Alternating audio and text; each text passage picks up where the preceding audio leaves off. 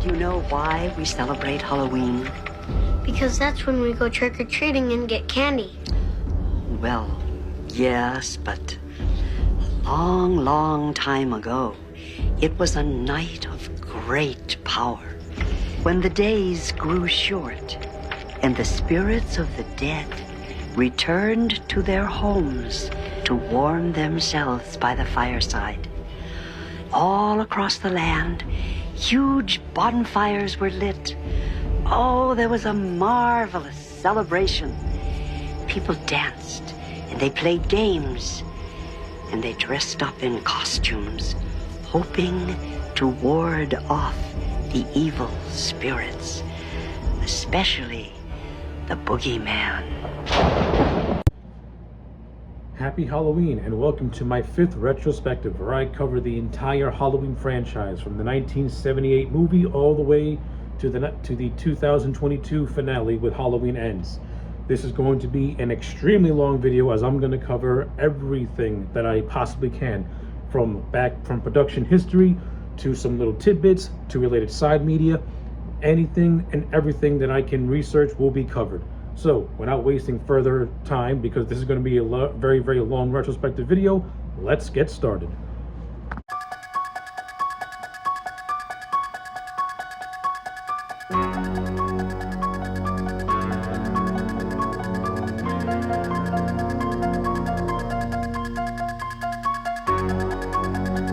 In the year 1976, an independent action film by the name of Assault on Precinct 13 was released unto the world, and on a budget of $100 million, got a lot of attention, especially at the Cannes Film Festival.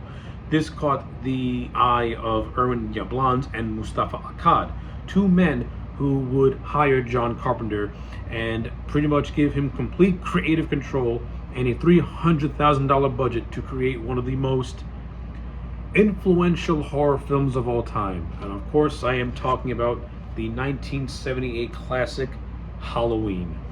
What can be said about this film that has not been said? Halloween is a hallmark of the horror genre. It is a movie that has, to me, this is a movie that has stood the test of time. It's a movie that still holds up if you're a horror buff.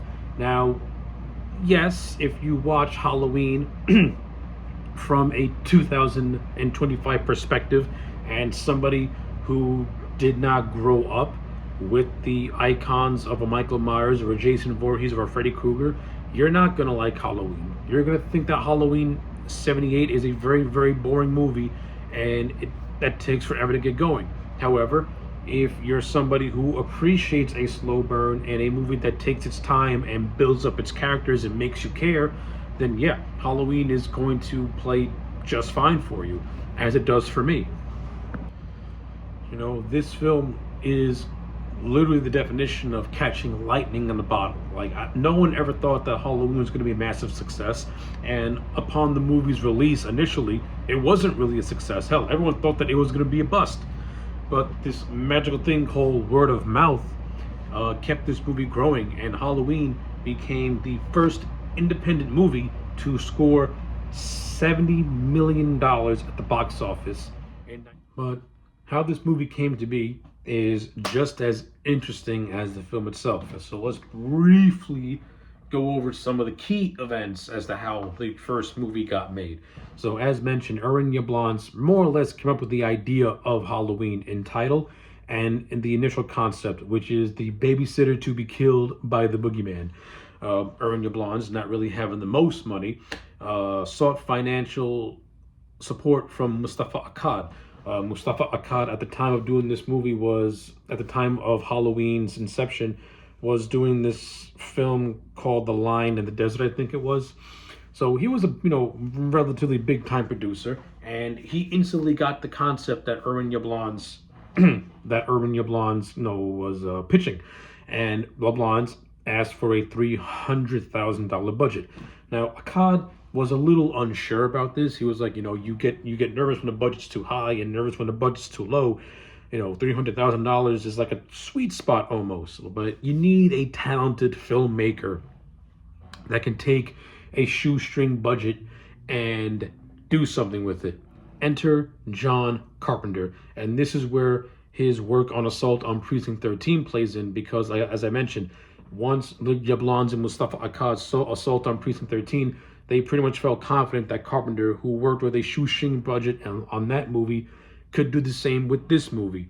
So Carpenter, after doing some wheeling and dealing, brought in his writing partner and girlfriend Deborah Hill, and they basically wrote the script for the first Halloween movie. So yeah, like the two main principles were already set in stone, Carpenter and Hill, the two anchors of this film. But now you need to get the other factors. You need to get your cast. You need to get your cinematographer. Enter Dean Cundey. Cundey, up to this point, was already emerging as one of the hot cinematographers of his generation. And, well, let's just say this. Dean Cundey, post-Halloween, has had one of the most prolific careers ever, working with the likes of Steven Spielberg and Robert Zemeckis. So, you can't say a whole lot about Dean Cundey that hasn't been said before, because the man is an ace cinematographer. The more interesting aspect of the production of Halloween is who were initially supposed to be casted as Laurie Strode and Dr. Sam Loomis. Initially, John Carpenter wanted Anne Lockhart, the daughter of June Lockhart, to play Laurie Strode, but she ultimately passed on the role.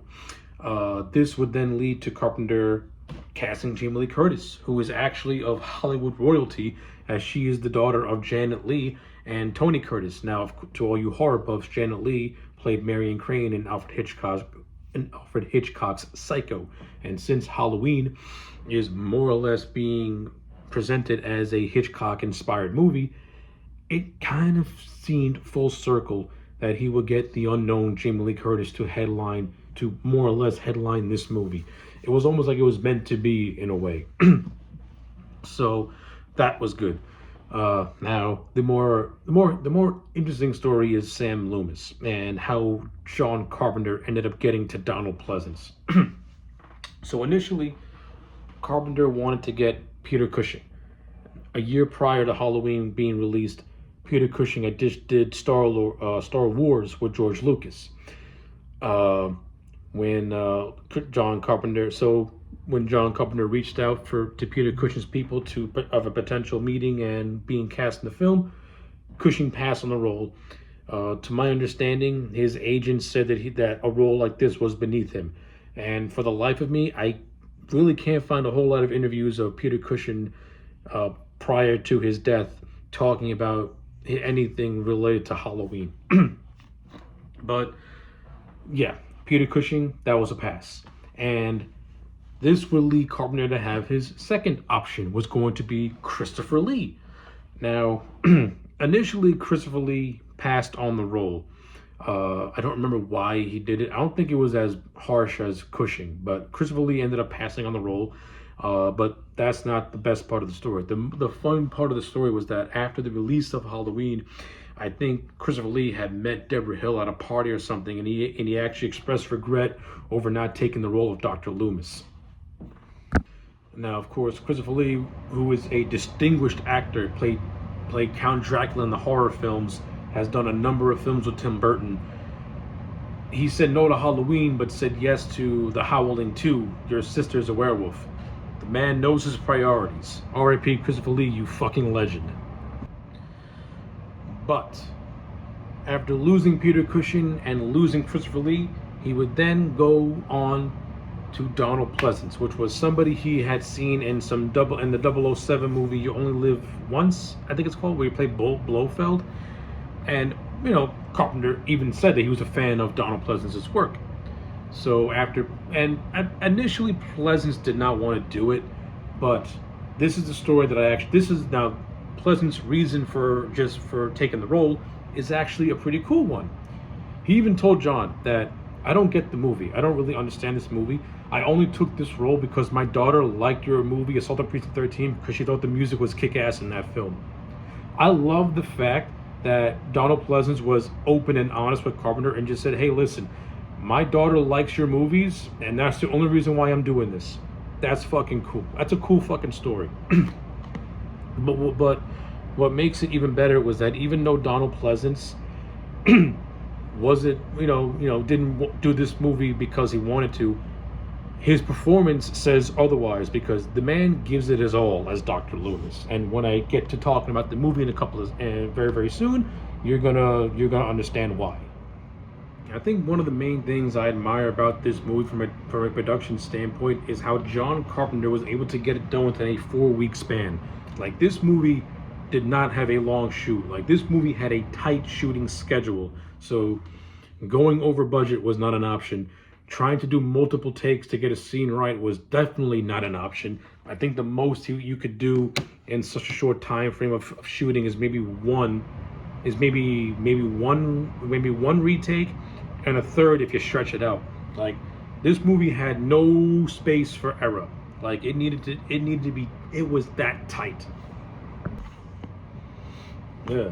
So, like, that's something that I admire. Like, that's the mark of a man who knows how, even though this was John's first, like, big budget movie being done by and working with some pretty big actors, well, Donald Pleasance, really, he wasn't intimidated by it.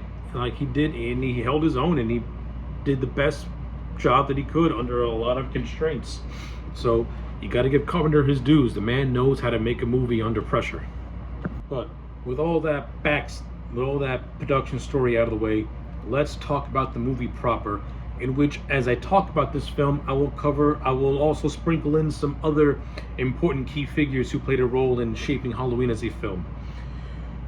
So Halloween starts off in the year 1963, when a little 6-year-old boy killed his sister with a kitchen knife. And this little boy is revealed to be Michael Myers.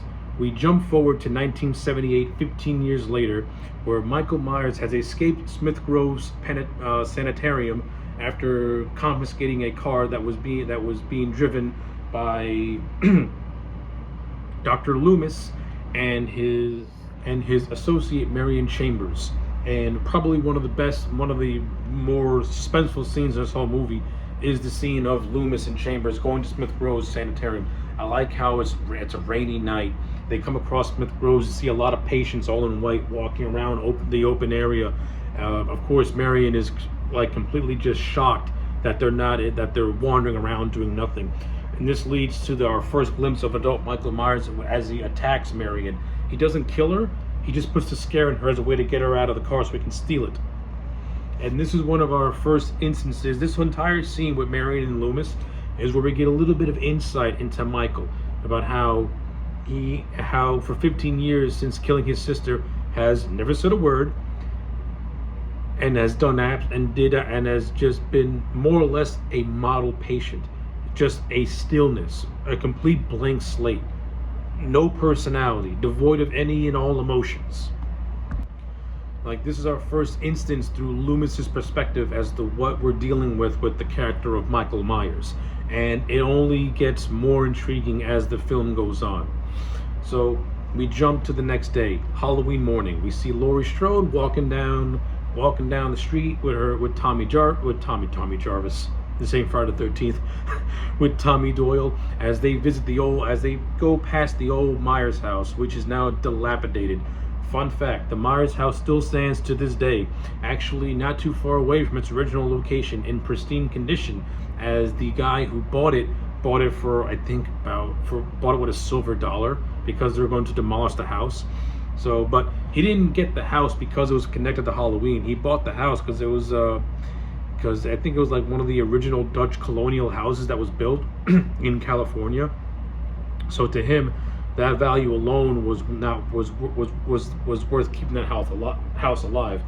And like I said, to this day, the Myers house still stands in mint condition. But this is actually one of the things I do like about this film, and where I think John Carpenter was really on point. So Carpenter's idea for Halloween was to have it play as an old haunted house story, and like his whole thing was that every town has that haunted house story where something wicked went down, and in Halloween, the Myers house is that house in this suburban area where everyone knows everyone. It's a quiet street, small town, and you have the old Myers house, which out of all the houses in that area is run down, it's dilapidated, you can basically call it a squatter house if you wanted to, because it's so just like it's just so like destroyed. And this is where we get this is where we get Michael's first interaction with Laurie, as she goes to drop something off in said house, and we see Michael watching her from inside the house until walking out of the house, and then watching her walk down the street. So this is our first instance of Michael, picking out as targeting Laurie, as this is the person that he wants to have fun with on this Halloween night. Excuse me. And then after this, the rest of a good chunk of the middle of the movie is just getting to know Laurie, getting to know her friends Annie and Linda, what their dynamics are.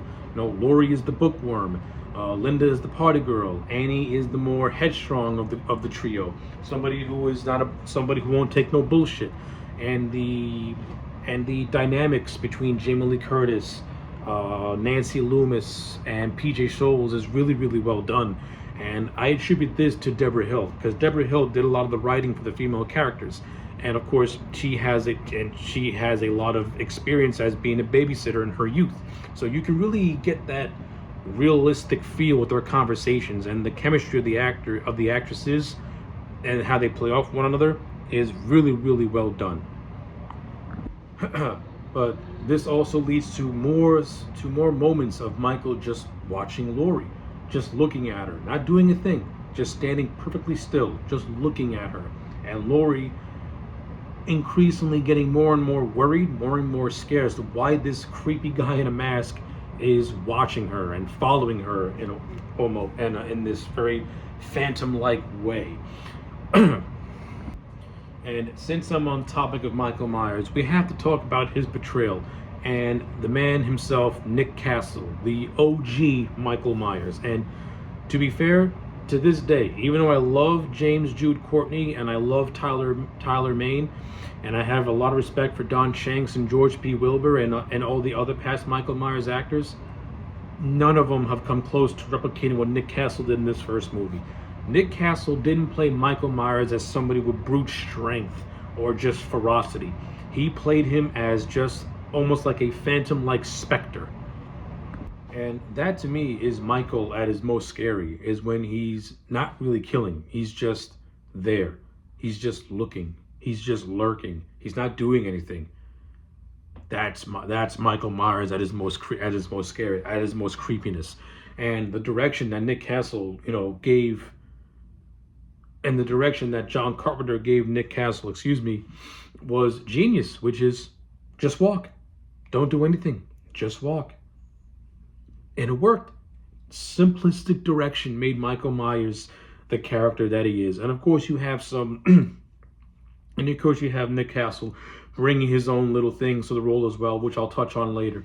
But the character of Michael Myers from a performance standpoint is not complicated at all. It's very simple, and it works because sometimes the simpler the direction, the more impact you get. But evidently this leads to Laurie running into Sheriff Brackett, the father, Annie's father, and you get the classic everyone's entitled to one good scare line. Sheriff Brackett comes back to play later on in the movie as he and Loomis more or less team up to try and find Michael.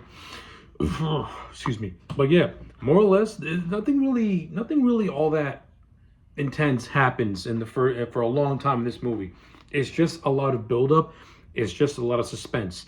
Now, I said earlier that if you're watching this movie with a 2025 eye, you're going to find it as boring. You're not going to find this movie as exciting.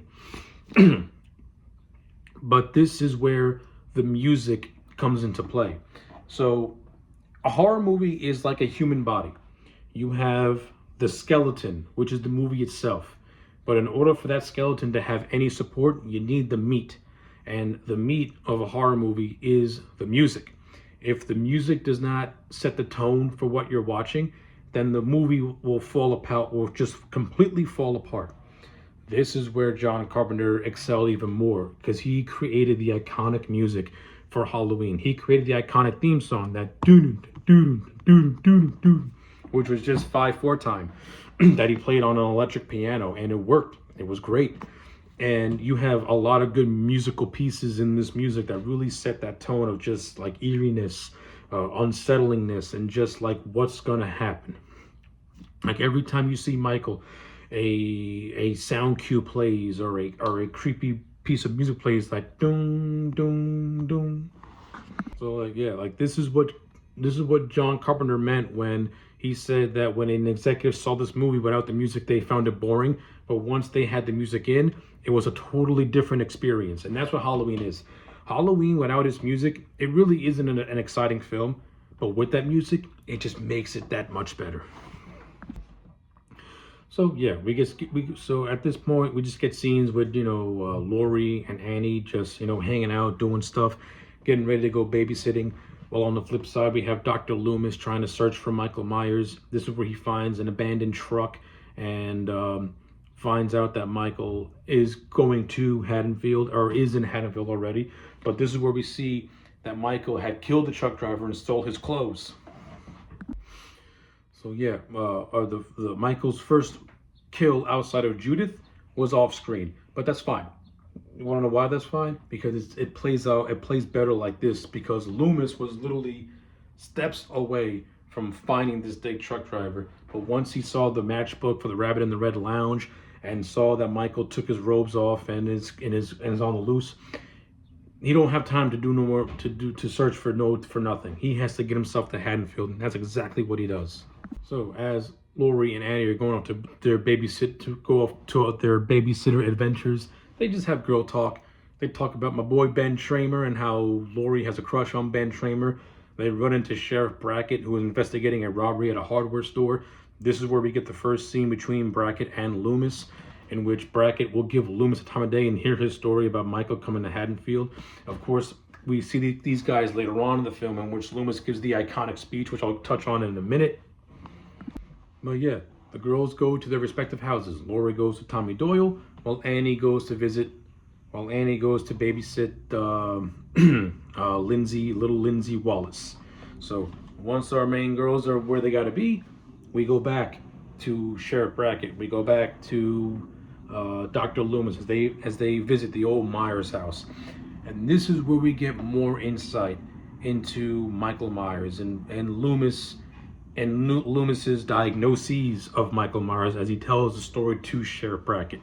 So, to paraphrase, when Loomis met Michael, he met a 6-year-old boy with a blank, pale, emotionless face and the blackest eyes, the devil's eyes. He spent years trying to reach him and then years trying to keep him locked up because behind those eyes was nothing but pure evil. Something that must be kept away and hidden from the world just for the world's sake. Of course, Brackett, being the skeptic, doesn't really buy into the whole thing, but for Loomis's sake, he'll keep the patrols out. Now, he'll keep the patrols out more in a way to humor him, sort of, in his own little way. Now, again, not a whole lot happens after this. We just see, Tommy and Laurie doing their bonding session. We have Lindsay and Annie doing their little bonding session. Annie has a moment where she spills butter on her clothes and then goes to get them washed, and then she's being lurked on by Michael. This comes after Michael had killed Lindsay's dog. Good job, Mikey, a man of animal lover through and through, the killer of dogs and the eater of dogs. But essentially, this just leads to Annie getting a call from her boyfriend Paul, who wants to do some Halloween fun. This is where Annie more or less persuades Laurie into babysitting Lindsay with the promise of talking to Ben Tramer, which never happens. But the biggest takeaway of this whole section is this is what leads to Annie's death. So Annie more or less gets strangled to death in a car by Michael in a pretty good in a good scene that was actually well built up. I mean it was very drawn out, but it was a good payoff nonetheless. Whew. So after Annie's demise, Linda and her boyfriend are back into this film. They try to find Annie. They can't. They end up going upstairs into the bedroom and have a little fun. And of course, they're being locked down by Michael. This is where Michael kills the boyfriend. We have the infamous "Seen Anything You Like" scene with Michael in the world's cheapest Halloween costume, pretending to be pretending to be Bob, and then Linda not buying it, and then Michael strangles her with the phone cable, which is actually the more jarring death, because the most scariest thing in the world is when you're just talking to your friends and all of a sudden someone comes behind you and strangles you, and it's just weird, and your friend on the other line doesn't think anything bad's happening. She thinks she's being pranked because earlier on in the film she was being pranked by Annie unintentionally. This leads to probably the best 20 minutes in film history and in horror history, where Michael chases Laurie throughout the Wallace house all the way to the Doyle house. This scene, this entire part of the movie is well done, beautiful, expertly directed, beautifully acted by Jamie Lee Curtis. This is where Nick Castle's at his most just scariest as the Shape, because now we see him in full prowl mode and he's just relentless. And Laurie is trying everything in her power to escape this man, but and barely survives. Like, this is where she gets the cut on her shoulder. She falls down a flight of stairs. She gets locked inside of a kitchen. She has to bust it through with her hand just to unlock, just to move a rake that's blocking the door. She has to go from house to house screaming for help, and no one's helping her until she finally gets back to the Doyle house. And Tommy, who is taking his little sleeps, like, who is it? Has to let her in, but Tommy's now getting hysterical because the boogeyman's coming. And this is what leads to the scene of Michael sneaking into the house and getting stabbed with the needle. And of course, all this leads to the big scene of Laurie hiding in the closet and the Shape busting through. Fun fact: the Shape is actually played in this scene by Tommy Lee Wallace, who is the production designer of this movie. Also, Tommy Lee Wallace is the one who created the Michael Myers Halloween mask. Now, as we all know, all he did was take a William Shatner mask, spray paint white, poof up the hair, and voila, you have the most iconic image in horror history. But all this leads to Loomis getting to the Doyle house. Shoots Michael 6 times. He falls off the balcony. But before this, Laura's able to unmask him, and we see Michael's face. He's just a regular guy, and he's played by Tony Moran in this one scene. And Tony Moran recently has been shitting on the Halloween franchise, so I don't know what his deal is. I mean, if it wasn't for Halloween, nobody would know who this asshole is. But this then leads to one of the greatest 2 minutes in the movie, in which Laurie asks Dr. Loomis, "Is that the boogeyman?" Loomis says, "As a matter of fact, that was." And then Loomis looks over the ledge and sees that Michael, who he shot 6 times, is no longer where he was. He had just vanished. And the look that Loomis gave was perfect and perfectly sums up the Loomis and Michael dynamic. Now, Loomis told Carpenter that he can play it 2 ways. He can play it as, "Oh my God," or he could play it as, "I knew this would happen." And Loomis and Pleasance went with, "I knew this would happen." Like, he knew that no matter what he would have done, Michael would have still found a way to escape his clutches. And that's exactly how this movie ends. Perfect. And the whole thing of Michael breathing with the montage of all the places that he's been in, excellent. Like, this movie was not setting up a sequel. The whole idea and the whole concept that John Carpenter had of Michael Myers was that he was a man that was almost supernatural, but he was more of a force of nature. He was more as, it's the idea of a town of the probability of getting hit by a bolt of lightning or a hurricane going through your neighborhood and then vanishing afterwards. That was Carpenter's intent of Michael Myers. It was not to set up any sequels or stuff like that. And the first movie plays really well as a standalone film. And I actually, and as now me, I write a lot of stories. I have a couple of them published on Wattpad. And one of the first horror stories I wrote, the ending that I wrote is heavily inspired by the ending of Halloween, in which my characters are presumed to be dead, but you don't know where they are because their bodies were never recovered nor ever seen again. That is how I ended my story, and that is how John Carpenter ends his story. The villain just disappears. That's it. He disappears. He's defeated, but then he disappears after his defeat. Where did he go? We don't know. And again, this goes back to the idea of Michael being presented more as like this phantom-like specter of a figure, in which he comes in and then as quick as he arrives, he vanishes again. Excellent. It really plays off like it plays off like a haunted house story, but in a way also plays off as a creepy ghost story as well. So great ending. Perfect. Only way that this movie could have ended. Because if it would have ended with Michael being arrested or captured by the police, it would have had no impact to me. Whew. So yeah, that's basically Halloween 1978 in a nutshell. Again, if you are somebody that was born, let's say 15 years ago, you're not gonna like Halloween. But if you're someone like me who was born 1990 and grew up watching those films from the 1970s and the 80s, then yeah, this film is still gonna resonate with you. It's still going to you're still gonna be admired by it. You're still gonna marvel at what this man, John Carpenter, was able to do with so little but did so much. Like this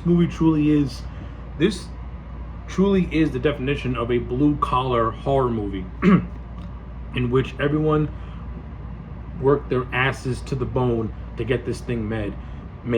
And a fun fact, Robert Englund actually was on the production, was actually on the crew of this movie. He was a California actor that was paid, and his job was to rake the leaves. Who would have thought that 6 years later that this dude would become Freddy Krueger, another one of the great horror icons. A nice little trivia, a nice little fun fact for you with that one. But yeah, aside from that, what can you say about Halloween?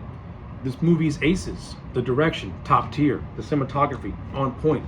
Jamie Lee Curtis in her first role as a leading lady, she nailed it out of the park. Donald Pleasance, he brought so much nuance to the role of Dr. Loomis, and every scene that he was in, he played it with an earnesty, and also with hints of a slight of being scared, of a slight, like what's the word I'm looking for? With an underlying scaredness to him, like meaning like he's aware of the situation he's in, he's not intimidated by it, but you do have that underlying fact that he's also a little bit scared by it, but will still fight that fight and not show that scaredness to him. That's what I'm trying to get at. But at the same time, also, having a little fun, and also getting into the Halloween spirit. Like, who does not love that scene of Dr. Loomis scaring the crap out of Lonnie Lamb? That scene is so good. It's one of those.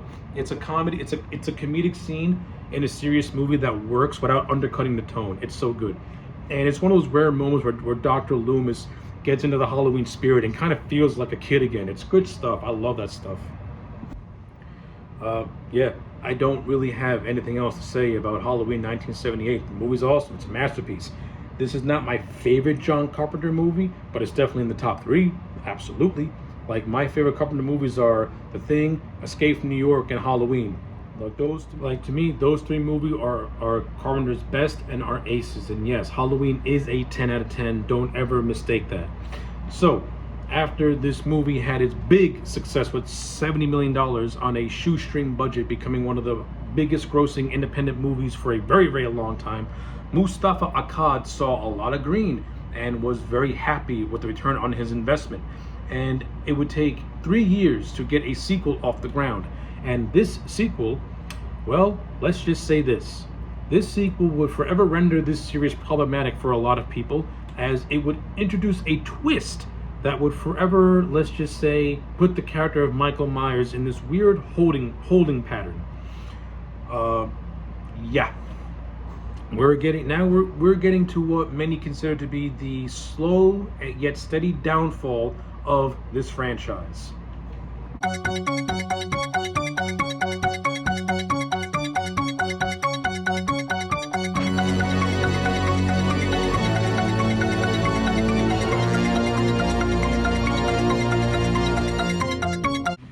So after the gargantuan success of the first Halloween movie, John Carpenter became one of Hollywood's most sought-out directors. This would land him a job to direct The Fog, and it was during the production of The Fog where John Carpenter more or less was given the task of penning the next script for Halloween 2, a sequel that Carpenter had zero intention of doing because in his mind the story that he told was told, and there was nowhere really to go after that first movie. But since Irwin Yablans was pushing him to do a second movie, Carpenter returned, but not as director. For that role will be given to Rick Rosenthal. However, initially Tommy Lee Wallace, who was known for Halloween 3 and the made-for-TV adaptation of Stephen King's It, was the initial director for Halloween 2. But after Wallace had read the script that John Carpenter had written for the sequel, he passed on the role. He passed on it, having zero interest in wanting to do a sequel like this. The initial concept that John Carpenter and Deborah Hill came up with was that Halloween 2 was going to take place about a couple of years after the events of the first movie, with Michael Myers stalking Laurie Strode in a high-rise building, which I think would have made for a very interesting movie. Instead, they opted to go for a 5 minutes later sequel in which Halloween 2 is a continuation of the night. Initially, Tommy Lee Wallace wasn't really all that thrilled about doing that, but was going to give it a chance. And like I said, once he read the script, he completely lost interest because, well, the Halloween 2 script is, let's just say, you can tell that it was done by somebody who was just using the tropes at the time and really did not have any idea on where to take this story. And John Carpenter has been very open about how Halloween 2 is a film that he had absolutely no interest in doing, and that he knows the story is not good, and that he knows he used pedestrian storytelling just to get the ball rolling because he just had no idea what to do. And this movie is known for having the infamous twist that will forever render the series problematic for a lot of people, and John Carpenter himself has expressed that he hates this twist, but only used it as a device. So yeah, this sequel's already off to a great start. You have the returning director coming back to co-write the script with Deborah Hill, not wanting to do it, and literally just sitting at a typewriter, pounding down Budweiser, trying to come up with ideas until he got one. You have, you have Tommy Lee Wallace, who has a connection to that first movie, dropping out of the director's chair because he didn't like where the story was going. Yeah, Halloween 2, I don't know if you could say it was doomed for failure, but yeah, it was definitely doomed from the start. But after Wallace had dropped out, they would bring in Rick Rosenthal, and Rick Rosenthal would be the director of Halloween 2, though it's really up for debate if Rick Rosenthal really directed the majority of this movie because there's a lot of stories that conflict. Yes, Rick Rosenthal was the director, but this movie also has the distinction of having some ghost directing done by John Carpenter himself. So it's kind of like that Poltergeist situation in which was it done by Tobe Hooper or was it done by Steven Spielberg? And Halloween 2, you could say kind of falls into that as well. You have some things that is Rick Rosenthal and other things that is John Carpenter. So with all that being said, how was Halloween 2 as a movie itself, given all the trouble that it took to get it made? Halloween 2 could have been a lot worse than what it really was. I think Halloween 2 is a decent continuation of that first movie. From a story standpoint, it's really nothing really to write home about. It's, like I said, it's a continuation of the first night. Laurie Strode is in the hospital. Dr. Loomis is still on the hunt for Michael. And you're just in a holding pattern until you get to the climax. That's Halloween 2.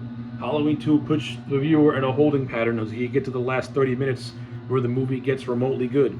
Up to that point, you can say that Halloween 2 attempts to recreate the same atmosphere as that first, and to Rick Rosenthal's credit, he does try to mimic John Carpenter's style. So when you watch 1 and 2 back to back, it seems like an even flow. And a lot of that also has to do with the return of Dean Cundey as these cinematographers, so that's a big plus. But yeah, you can tell that this is not a full-blown John Carpenter movie, and you can tell that this is somebody trying to mimic his style, because it doesn't really feel like organic directing. It feels like Rosenthal really is trying to mimic. where Carpenter knew how to utilize suspense and atmosphere and build tension up, Rick Rosenthal, he goes more for the splatter, for the tropes at the time, which was just gore and splatter effects. And that's what Halloween 2 does. Halloween 2 has a lot more blood, has a lot more in common with, let's say, one of the early Friday the 13th, like parts 1 and 2, where it goes more for the jugular and doesn't really try to build off on anything else.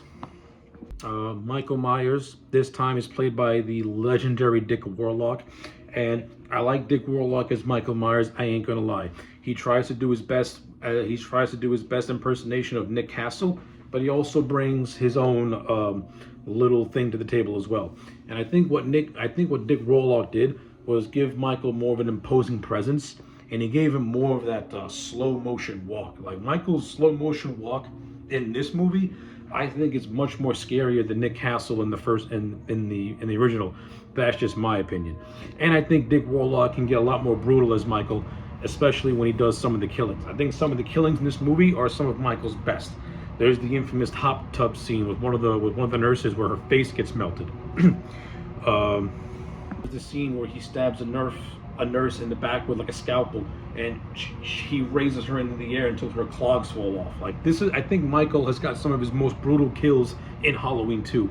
And for a movie that doesn't really have a whole lot of story, at least give me some good kills, and Halloween 2 does give you some decent kills. I'll give it that.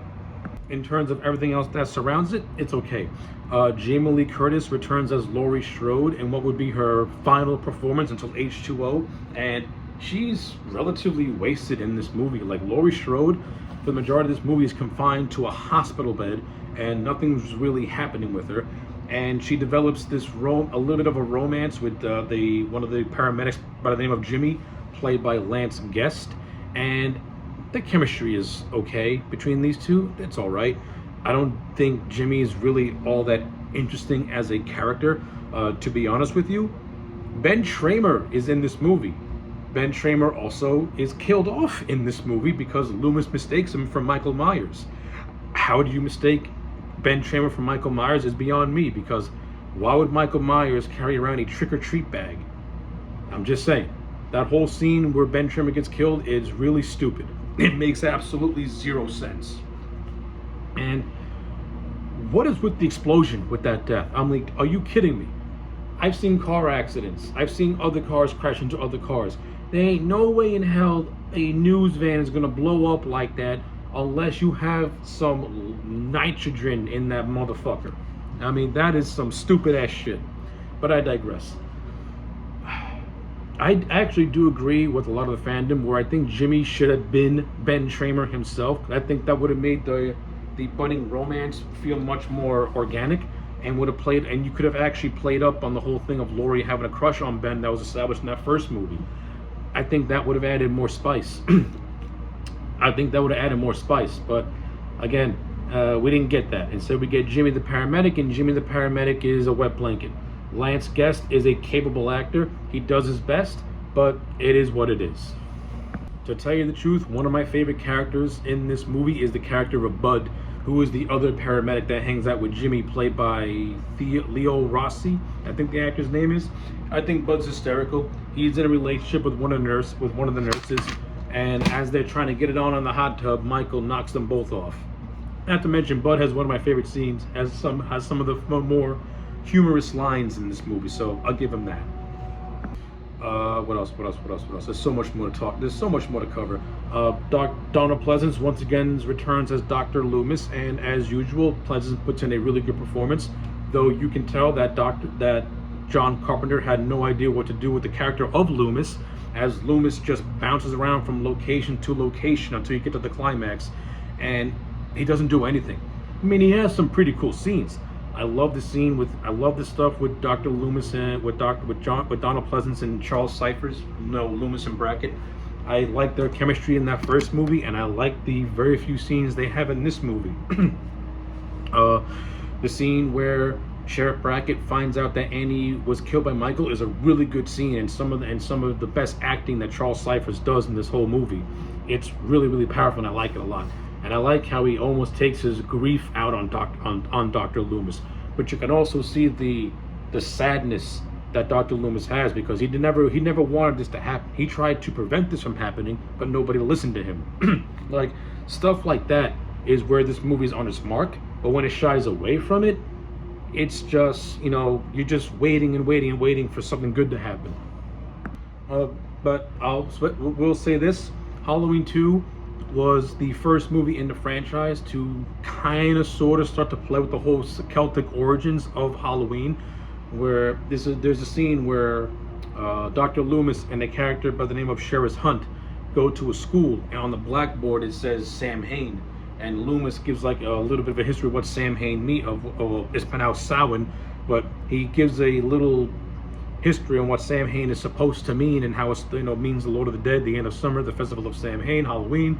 And then when when Loomis and Marion Chambers are driving off, he gives more insight into that, about saying that Sam Hain is not about witches and goblins, it's about the unconscious mind and something like that. So to Loomis, he thinks that it's all psychological and that there's really nothing to it.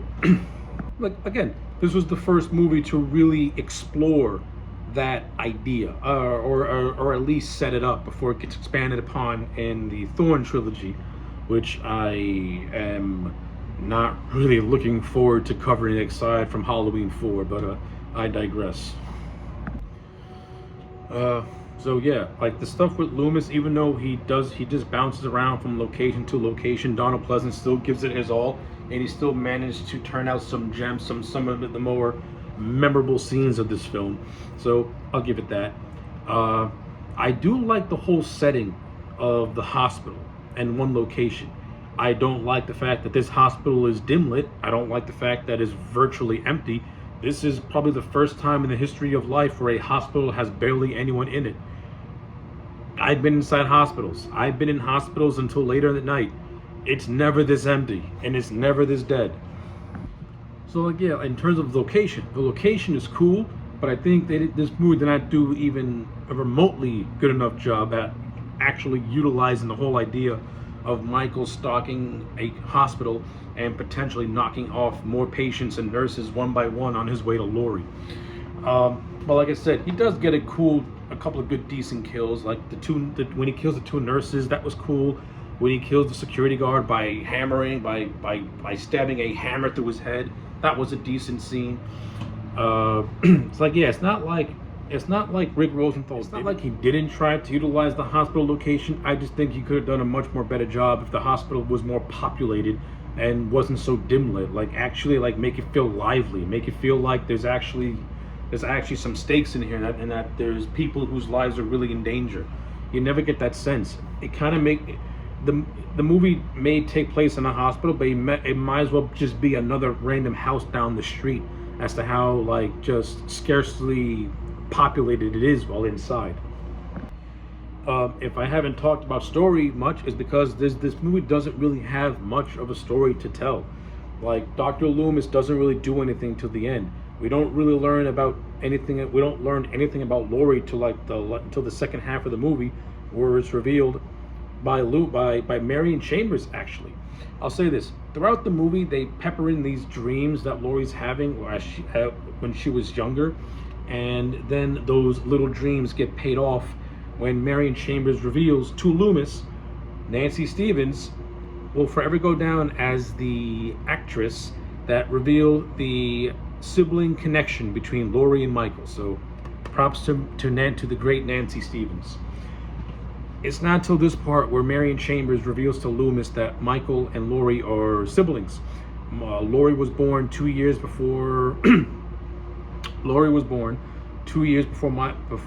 Michael was committed, and 2 years after his parents were killed, she was adopted by the Strode family. So it's a little shaky about how that whole fits in, but that's the explanation that John Carpenter gave us. But yeah, evidently this leads to Loomis forcing the sheriff, a marshal, to reverse the car around and go to the hospital. The reason why is because initially Loomis was ordered back to Smith Grove, but when Marion Chambers gave him the information that he needed, he instantly knew where to find Michael now. And this is what leads to the last this is what leads to probably the best part of the whole movie, which is the chase between Michael and Laura throughout the hospital, which is some of the best stuff in this movie, to be honest with you. And the last 10 minutes, which I think is actually really, really good, in which Loomis, the marshal, and Marion get to the hospital. They try to save Laurie from Michael. Michael kills the marshal. Marion tries to phone Hunt to get him and the cops to the hospital. Laurie and Loomis get trapped in this room with Michael after Michael stabs Loomis, and then Loomis has the idea to try and blow Michael up in a way. But this is what leads to the infamous scene of Laurie shooting Michael, and Michael with the whole infamous crying blood scene. Now, as an image, Michael crying blood is cool, but when you actually look at it, when you actually examine it, it's like, how the fuck did that happen? Because where's the bullet hole? How did blood get, what the hell happened? What happened to Michael getting shot that caused blood to rain down from his eyes? It's continuity like that can be frustrating because you're sacrificing continuity just for a cool visual. And this movie has a lot of instances where it forgoes continuity just for something cool, and that gets frustrating. And a good example is actually the beginning. I'm going to get back to the ending in a second. I'm going to talk about the beginning. The beginning recreates the last 5 minutes of Halloween 1, and it completely just changes a lot of things. Dialogue is missing or reworked, and the ending of Loomis having the look of knowing Michael disappeared was changed to Loomis being shocked that Michael disappeared, and I hate this choice. I think this was stupid as hell. I think it was a very dumb decision to have Loomis, be shocked and surprised that Michael is no longer around, and now he acts he acts stark raving mad when he sees Brackett. However, it does give birth to the iconic "I shot him 6 times."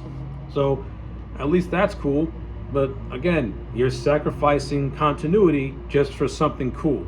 And when you're doing a movie, you have to have the continuity on point, and you got to have everything make sense. Instead, you're doing some light retcons that makes that first movie it makes what was done in the first movie feel awkward in the second movie, because now characters are acting totally different than how they were before. So yeah, that's my take on that. Now back to the climax. So yeah, after we get the whole crime blood scene, Loomis has the idea to want to explode up the room. He does that by letting a bunch of gases out. He tells Laurie to get out of the room. He takes a lighter that he got from Hunt, lights that bitch up, explosion, and then we get the image of a burning Michael walking slowly before collapsing to his wounds, which is a very cool visual. I'll say this, the last 2 minutes is a cool climax of this movie, absolutely. Not taking it against it. I've always loved the ending of Halloween 2 and the explosion. I always thought it was awesome as hell. But yeah, that's basically how Halloween 2 ends. Loomis sacrifices himself to kill Michael, and Laurie, lives to fight another day. Or so we thought when we get to Halloween 4 and all that chaos that will ensue. But yeah, overall, I don't think Halloween 2 is a necessarily bad movie. It could have been a hell of a lot worse than what it was. I give Rick Rosenthal this. He tried to mimic the style of John Carpenter. He tried to make this movie feel like something that if you watch it back to back with the first, it tells a more complete story. And to an extent, when you watch Halloween's 1 and 2, it does tell a relatively complete story. It comes across as like this awesome 3-hour epic, so to speak. Now, while I do think some of the decisions of this movie are a little bit questionable, and a lot of the characters are not really fully fleshed out, and a lot of Michael's kills really just feel random, like more random than number 1. Like, these kills feel like they're just there for filler. They don't feel like it's that it needs to be done to necessitate the story in a way. But I'll give this, the gore effects of the kills are pretty cool, and you do have some of Michael's more memorable kills in Halloween 2, so I'll give it that. Plus, like I said, you got a cool Michael Myers and Dick Warlock, and you have the sibling twist that you're either gonna like it or hate it. As the series goes on to Resurrection, again, I will give my fully formed thoughts when I get to it, because opinions can change and thoughts can change, but we'll see what happens. But With all that being said and done, I will give Halloween 2 a solid, I'm going to give it a 6 out of 10. I do think that it's a decent, solid movie. It doesn't have the heights of that first movie, but for what it is, when you take everything into account, it's a movie that could have been a hell of a lot worse than what it was. And I think a 6 out of 10 is a good grade for Halloween 2. So once Halloween 2 was released onto the world, this film was made for $1.5 million and it made $25.5 million. So it was a fairly good box office. Not the same as that first movie, but the return was enough where a third movie would go into production. Now, Carpenter had intended Halloween 2 to be the conclusion of the Michael Myers and Laurie Strode storyline, and it was, because Halloween 3 would go in a different direction. It would go into a more anthological direction.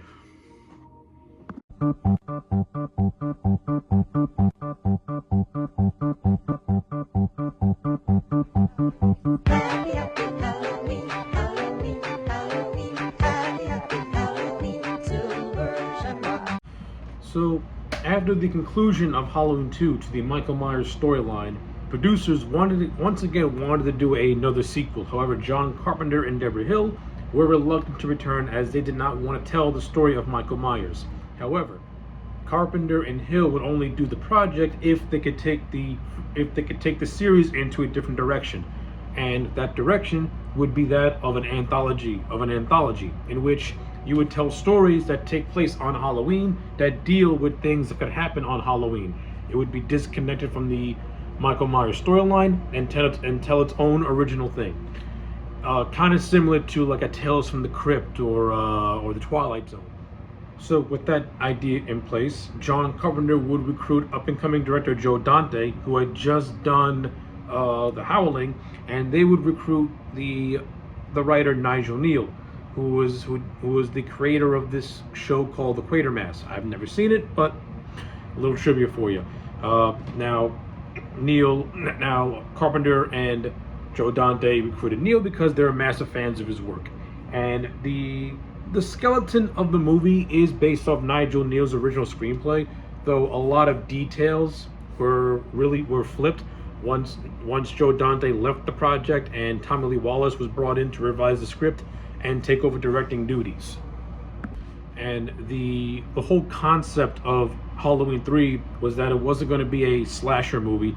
It was going to be that of a pod movie, similar in the same vein to Invasion of the Body Snatchers with Kevin McCarthy. So that was really Tommy Lee Wallace's intent. That was the intent of also John Carpenter and Deborah Hill. Like, they really wanted to take this movie in a more science fiction based direction with elements of witchcraft. Now, on paper, that's actually a very intriguing idea. Like, what would happen if you took, like, old Celtic witchcraft and applied that to modern 1980s technology? Like, how could something like that be done as a way to have a nefarious plan? The movie presents it. How it executes it is all on how to you. But the idea behind Halloween 3 is that of intrigue, of taking witchcraft and applying it to the digital age. It's something that it's a unique idea, and it was fresh and something that you could have really played with. So with all that out of the way, let's talk about Halloween 3 Season of the Witch. I'm going to say this. I don't hate this movie. I don't love it either. I'm somebody that I'm not even indifferent towards Halloween 3 Season of the Witch. I think this movie is just a middle of the road movie. I think it's serviceable. I don't think this movie is bad whatsoever. I think the reputation that it got upon its release was very, very unfair. Even if you judge this movie on its own, it's still riddled with a lot of problems and still riddled with the ideas that are not fully fleshed out. But if you watch it as a standalone movie, it's a nice horror flick that you can put on and be entertained by it. It's a movie that has got really good directing by Tommy Lee Wallace. It has a slew of very talented actors like the great Tom Atkins and Dan O'Herlihy from RoboCop. Like, the movie has a good little cast. And for the most part, the first 2/3 of the movie are actually very good. like the whole mystery and investigation is actually the highlight of the movie. To me, it's not till the third act where it kind of goes off the rails, and where your suspension of disbelief kind of goes through the roof, kind of goes into like crisis mode, because the movie's throwing so much at you and it's trying to make it all like melded together, but you can clearly tell that it needed to have maybe another rewrite or so in order to fully form the motivations of Colonel Cochran, who is the villain of the piece. But yeah, aside from that, the movie is solid. I don't hate it at all. The general gist of Halloween 3 is as this. A salesman by the name of Henry Grimbridge is mysteriously attacked and brought to a local California hospital, where he's babbling about how people are coming to kill him and coming to kill everyone. And this catches the attention of Dan Chalice, played by Tom Atkins.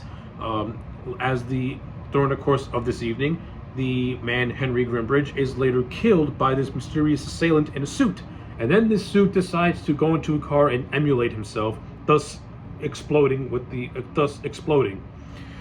This leads to Henry's daughter Ellie coming into town and trying to figure out what happened to her dad. This is what leads her and Dan to team up to try and unlock this mystery. And this mystery leads them to a very isolated town named Santa Marina, California. And while in California, they come across this factory by the name of Silver Shamrock, who are producing these 3 masks that include of a witch, a jack-o'-lantern, and a skull, a skeleton head. And these are and one of these masks was actually in the hands of Henry Grimbridge as he was being transferred to the hospital. But the town of Santa Marina is not your ordinary town. A lot of these people, they're just weird. They give off suspicious looks. It's a very quiet, isolated town. And as Dan Chalice said, it's a factory, it's a company town.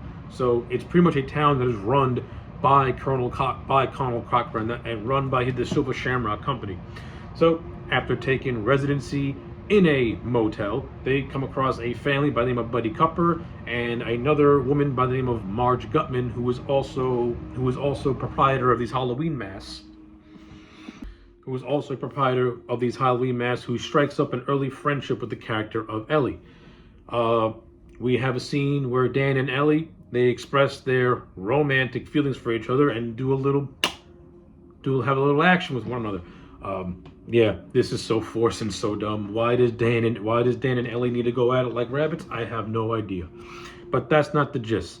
That's not the reason. That's not the point. The point is this. We get back to Marge, who has this mask, and according to her, the masks are defective because one of her kids threw it against the wall and the insignia of Silver Shamrock fell off. So as Marge is fiddling with this thing, she sees a microchip. She tries to pluck the microchip out of the thing, and it zaps her right in the mouth, thus killing her, and this bug comes out of said mouth.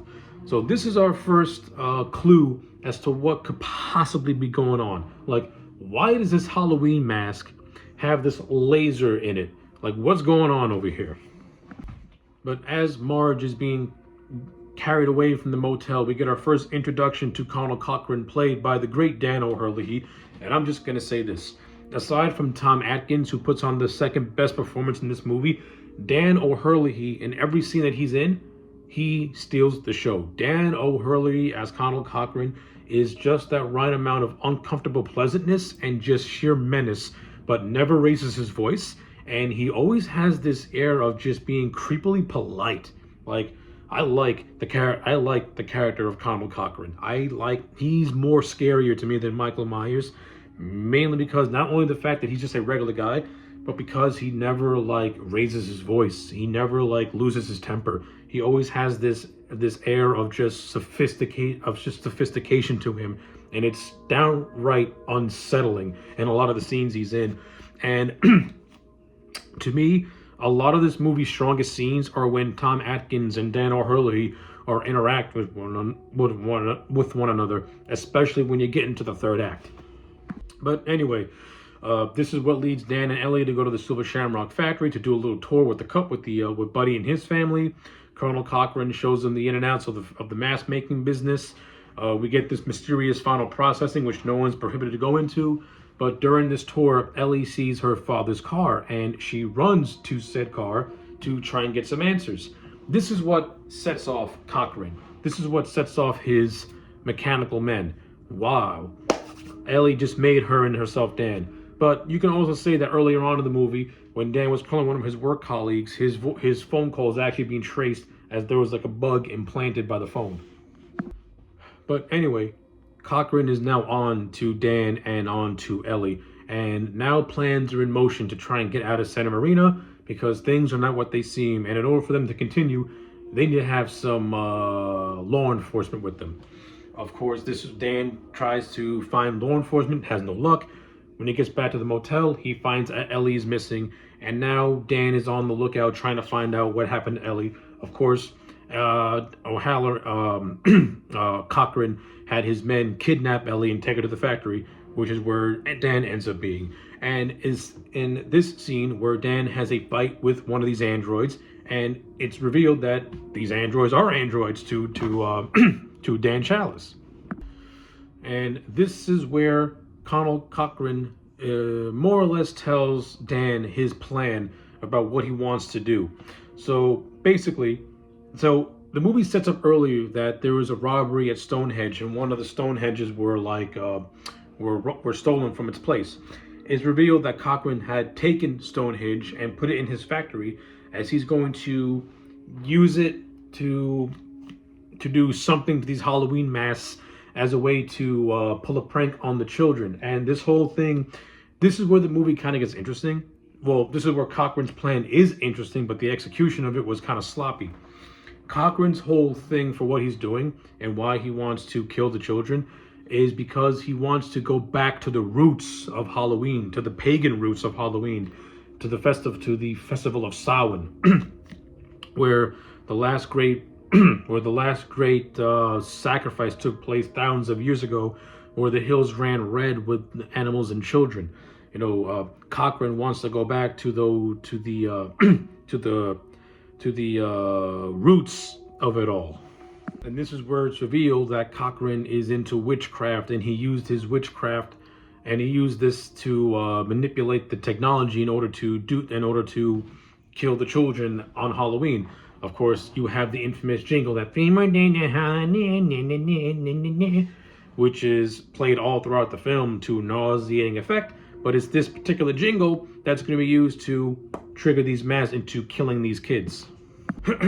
And it's actually during this whole thing where Cochrane puts a mask on Dan as well, while also turning on the TV, so that way Dan can enjoy a little bit of the original Halloween, which is presented as a movie within a movie in this thing. But after Dan escapes his confinement, he rescues Ellie. They go to the final processing thing, where they stop Cochrane's plan, or so they think, by exposing all these by exposing all these insignias, thus killing everyone in this factory, including Cochrane himself. And then, as Dan and Ellie are riding out of Santa Marina to try and warn everyone, Ellie attacks Dan out of randomness, and it's revealed that Ellie is an android, that she is a robot. Like, oh my god. Now, there's a lot of theories about this, about how Ellie may have been a robot from the beginning, but when you actually apply that to the rest of the movie, it doesn't really make a whole lot of sense. So the movie doesn't really give a clear answer as to what happened to the real Ellie, but take that for what it is. But they have a scuffle. Dan manages to kill robot Ellie. He makes it to a gas station where he convinces a gas station attendee who appeared earlier in the movie when he took Henry Grimbridge to the hospital. He's trying to get on the phone with cable stations saying, turn it off, turn the jingle off, life and death, what have you. So they turn off 2 stations, but the 3rd station keeps on running. And Dan Chalice has his great 3rd station. Gotta turn it off. Turn this 3rd station. There's no more time. Stop it. But that's it. The movie just ends like that. We don't know if Dan was successful in saving the children. But I will say this though. I do like the ending of the movie. I like the ambiguous ending of this movie. And I like how Tommy Lee Wallace did this ending as a homage to Don Siegel and the ending for Invasion of the Body Snatchers, Originally, Don Siegel did not want that movie to have a happy ending, but was forced to do it by the studios. So in Tommy Lee Wallace, this was his way of more or less paying tribute to what Don Siegel originally wanted to do with Invasion of the Body Snatchers, by having a more ambiguous ending where you don't know if the day was saved or not. I like that, and I give Tommy Lee Wallace a lot of credit for paying respect to a filmmaker who did not have his chance to have his vision realized. But yeah, that's the overall summary of Halloween 3. Now, as a movie itself, like I said, it does have a lot of issues with it. The first 2/3 to me are the more interesting aspects of this film. I like Tom Atkins as the lead. Stacey Nelkin as Ellie. She's hit or miss. She has some scenes where she's good. She has some scenes where she looks like a plank of wood. I don't really care for the chemistry between her and Tom Atkins. I don't really think they have much. Not only that, she looks like she's 16 years old, and Tom Atkins looks like a man his age. He looks like a man who was in his 40s. So the whole thing of him having like this budding romance is really weird to me, and I didn't really like it. I think it was, number one, it was forced, and it sucked. But aside from that, some of the scenes are okay. I'll give it that. Like I said, Dan O'Hurley, he steals the show in my opinion. Every scene that he's in, he chews the scenery, but does it in a delicious way where you can tell that he's not phoning it in. Like, he's really putting in a good performance. In terms of how this movie does its gory kills, this movie has surprisingly good kills in it. Like, I like the I like the first scene where one of the robots takes Henry Grimbridge's head and like smushes it in like a walnut. That shit was great. He ends up looking like Judd Hirsch a little bit, which is hilarious. I like the scene where Dan runs into this bum in the middle, runs into this bum who kind of spoils what Cochran wants to do, but then one of the androids, who's actually played by Dick Warlock, rips his head off, which is a great scene. And then you have the scene with the Cuppard family where they get killed. You got the little Buddy Cuppard, who is a little piece of shit of a kid. He gets his, and I bet if you're watching this movie and you saw this kid act like the world's biggest asshole, you're not afraid for him. You're kind of sharing the fact that he gets his head scrambled, which is great. But you kind of feel for the dad a little bit, because the dad thinks that he did such a great job and that Cormac Cochran's going to reward him for his services. Meanwhile, that reward is to turn his family into a guinea pig, so that way he can test out his killing machine. So poor Buddy Cuppard and his family were just used as guinea pigs for Colonel Cochran. But I do like the scene where they get dispatched. It's really gruesome, but it's also pretty good as well. I also think from a production standpoint, this movie is really well made. Tommy Lee Wallace is a very capable director, and I thought he did the best job that he could as more or less a first timer. Like, I thought he did good with this movie. He tried to give this movie a very John Carpenter-esque atmosphere, and you can see it, and to me it works. Of course, a lot of that has to do with Dean Cundey once again returning as cinematographer. Of course, this would be Dean Cundey's final Halloween movie. And hey, listen, there are worse ways for a man to put his stamp on a franchise, but at least Dean Cundey always gives it 100%. And in this movie, from a cinematography standpoint, 100%. But like I said, this movie's biggest flaws is not the acting, which is solid. It's not the directing or the cinematography, which is on point. It's the story. It's a story that could have been, that if it was fleshed out more, or maybe if they would have used Nigel Neal's original concepts, it probably would have been a better movie. It definitely suffers from being branded Halloween. That was a death sentence to this movie. I mean, how could you not see Halloweens 1 and 2 and think that the audience would not want to see a Michael Myers story? It's pretty evident that Michael Myers is the star of the franchise, and shying away from that wasn't particularly the world's best idea. But also branding this movie a Halloween movie was, again, it was a death sentence. It was never going to succeed. If this movie would have been released as Season of the Witch, I still think it would have made the money it made at the box office, but it wouldn't be so divided amongst the Halloween fan base. And that's my official take on that. But like I said, the third act is where this movie kind of falls apart. I do like the idea. I love the idea of going back to the pagan rituals of Halloween with Colonel Cochran wanting to use old-fashioned whipcraft. witchcraft and mixing that in with the digital age. I think the whole stuff with Stonehenge did not need to be there. I think that was kind of stupid and lame. I think the witchcraft should have been kept more ambiguous, especially when merging with the technology. I think that would have made for something more creepier and something that could have been like more open to interpretation. I think that would have played out so much better story-wise. The whole thing of Ellie being an android, hey listen, it's a twist that comes out of nowhere. I think the fight scene between those two kind of drags out and has way too many fake outs to the point of like, okay, can we like speed it up a little bit? But the twist is okay. We get no answers what happened to the real Ellie. We don't know if she's alive or she's dead. Since the factory exploded at the end of the movie, most likely she had met her doom. But, you know, it is what it is at that point. But, yeah, overall, I think Halloween 3 Season of the Witch is just a 5 out of 10. I don't think this is a bad movie. I don't think this is a great movie. But I think it's a solid and serviceable movie. Like, if you watch this movie just on its merits, it's fine. Like, it's not going to change the world. It's not going to make you it's not going to make you think this is what horror movies should be. It's just a fun little science fiction horror movie, and that's basically all I can say. So, since Halloween 3 only made $14.5 million on a $4.5 million budget, it's safe to assume that this movie was not a big financial hit. I mean, it did make a profit, but in terms of reviews and in terms of everything else, it wasn't what the studio wanted. And more or less from 1982 to 1986, the Halloween franchise would be left in a holding pattern as producers, namely Mustafa Akkad, would try and find ways to bring back the boogeyman, and we would get that with the return of Michael Myers.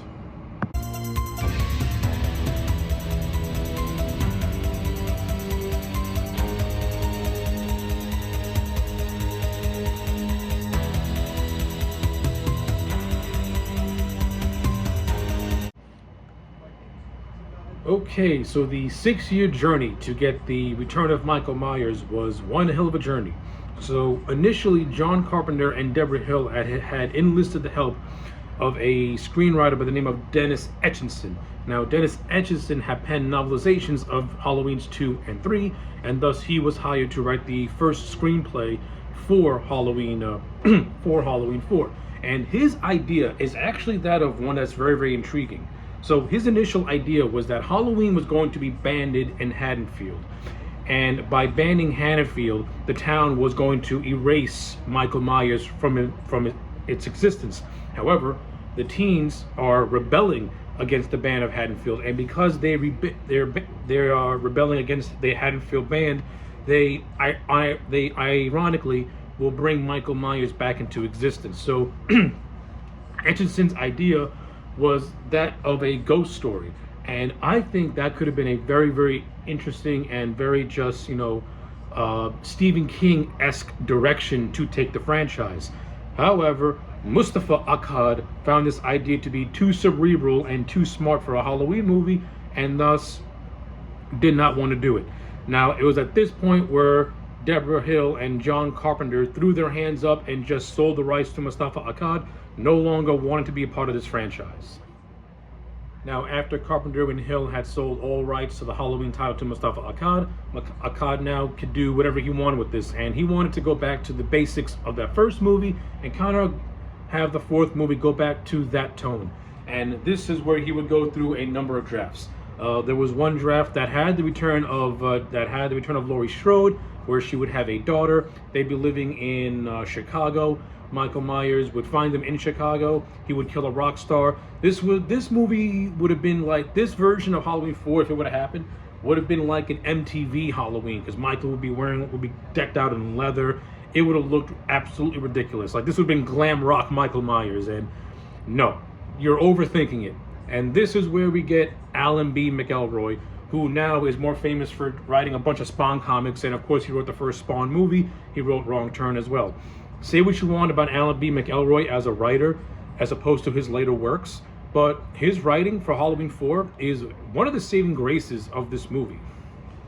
And it also helps that McElroy is a big Halloween fan, so he understood the assignment. And an interesting tidbit was that Alan B. McElroy submitted his script just hours before the Writers Guild strike. So this man was under the definition of a time crunch.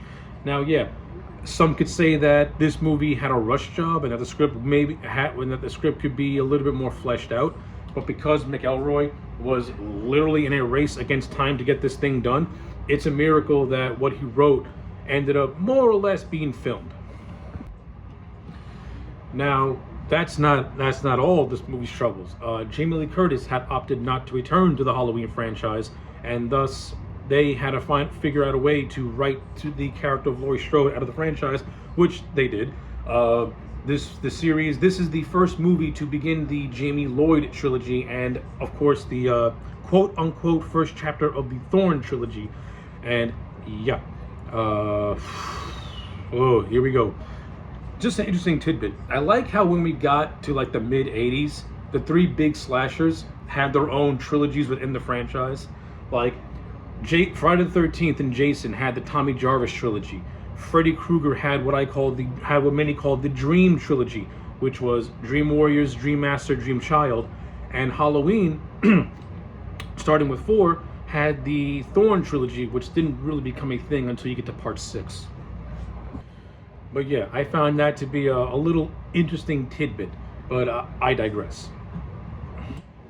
So, as I said, the character of Laurie Strode will be written out in the movie.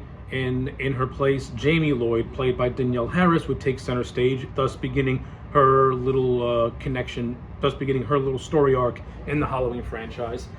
Dwight H. Little would take over directing duties. And of course, the big get was the return of Donald Pleasance as Dr. Loomis. So that movie's got this going for it as well. Prior to this movie being released, every single Halloween was filmed in Pasadena, California, or around the California area. This was the first. Now, the Thorn trilogy, which was 4 through 6, all 3 of these movies ended up being filmed in Salt Lake City, Utah, which is an interesting location to film a Halloween movie.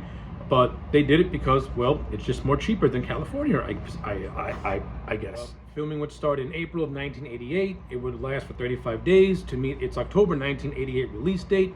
And, well, once this movie was released, it ended up being a pretty decent success, outgrossing Halloween 3 and more or less reinvigorating the Halloween franchise. And, well, with all that production stuff now officially out of the way, let's talk about Halloween 4 proper. So right off the bat, Halloween 4 has one of the best opening sequences in any Halloween movie. The first 3 movies had the utilization of a black background and the zoom of a pumpkin. That's the iconic opening intro for the first 3 Halloween movies, and pretty much set the tone for how you open up a Halloween movie. Halloween 4 went in a different direction. It went for a much more atmospheric, creepy aesthetic by taking place on this, it looks to be an abandoned farm, and by Dwight Little setting the opening moments of this film showcasing this abandoned farm. It instantly creates this very intense atmospheric tone that's going to play out for the rest of the movie. Like, yeah, it's hard not to praise the opening title sequence of Halloween 4 because it is that damn good.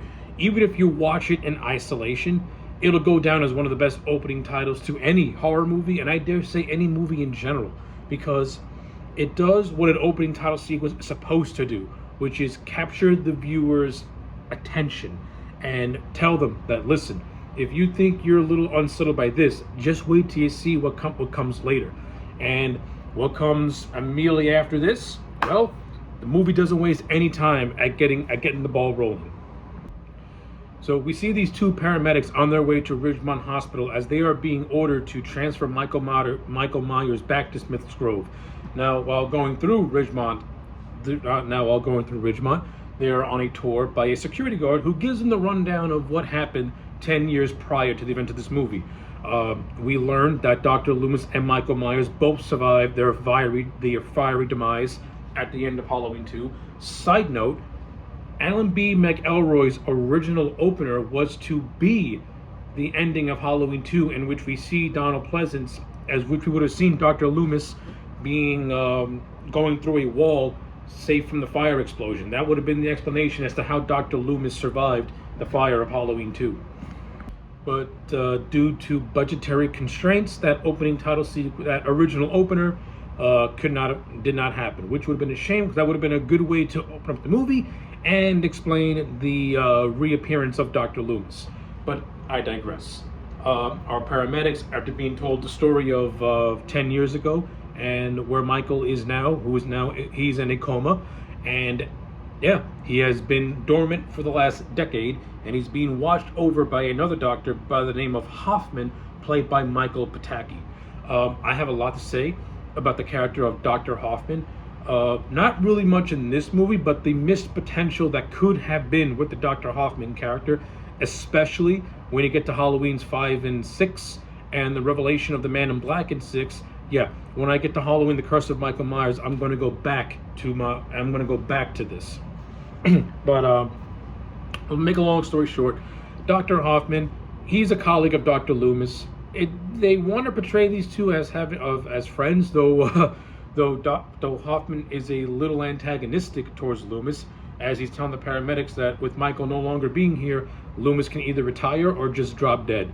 Like, yeah, some work acquaintance you are, Dr. Hoffman. You're a dick. But I will say this: I do like Michael Pataki's performance in the brief scenes that he has in this movie.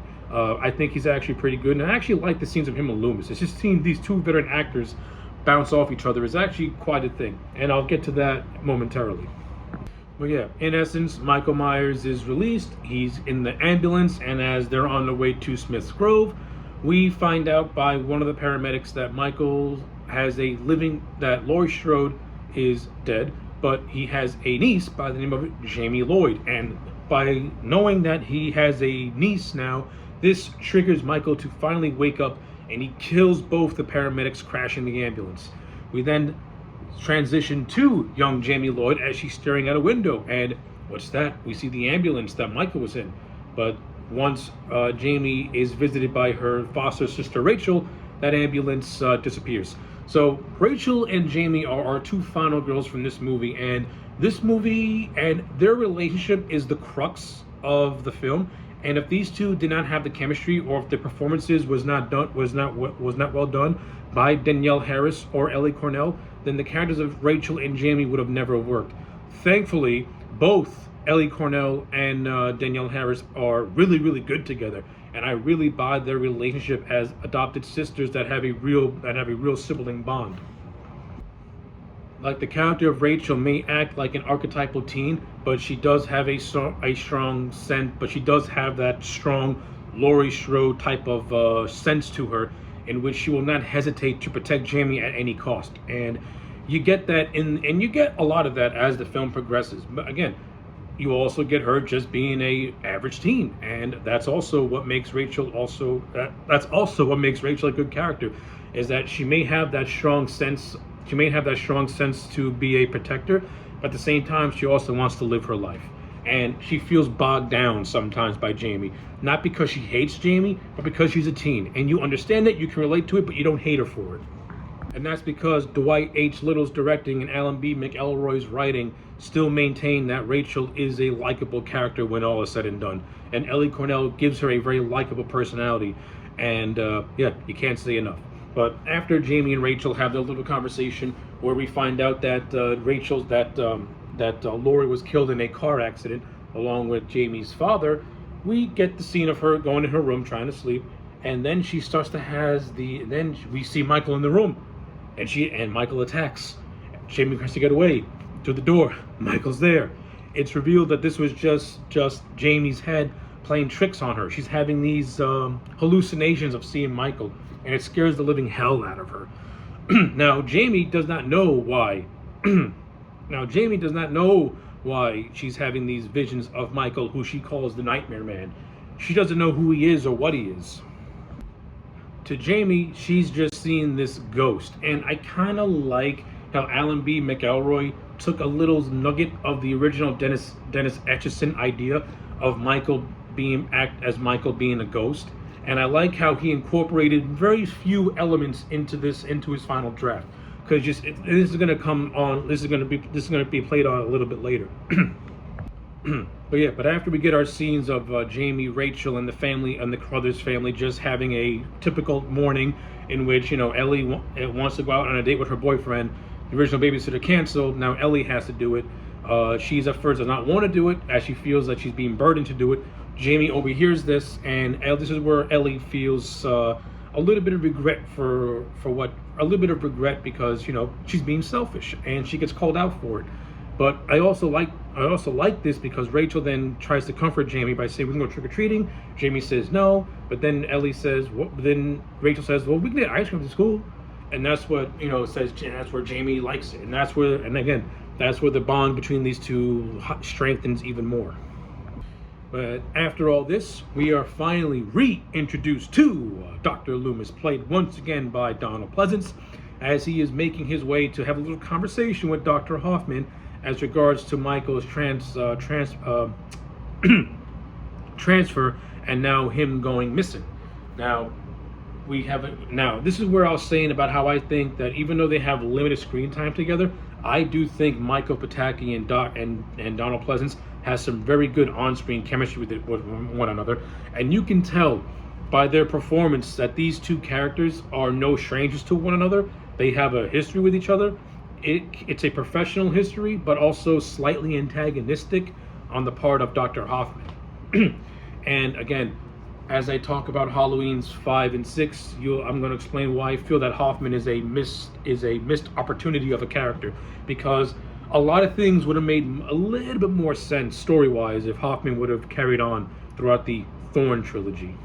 But as usual, Loomis rants and raves to Dr. Hoffman about Michael, about how evil he is, and that Michael will eventually get back to his ways, while Hoffman just downplays it, continuing to think that Michael's a regular human who was never going to do anything ever again, until they get a call that the ambulance that Michael was in had a very, very bad accident, and that everyone is dead and Michael's body is missing.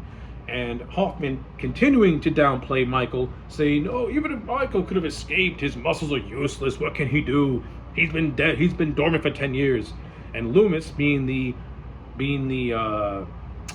realist that he is, tells Hoffman straight up, "You think of this man as if he was still human. That part of him died a long time ago." Very underrated line, by the way. We then get to a scene of Michael sneaking into this garage, killing a mechanic and stealing his clothes. To parallel that, we see Dr. Loomis trying to hitchhike his way to Haddonfield. At first, a bunch of teens act that they're going to give him a ride, but then leave him in the dust. And then this is where Loomis meets probably one of the best characters in this whole movie, the character of Reverend Sayer, played by Carmen Philby.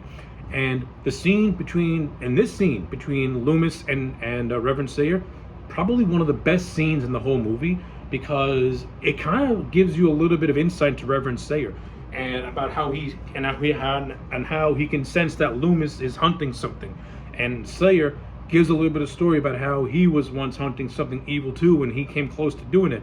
It kind of parallels Loomis and his hunt for Michael, who is the embodiment of evil.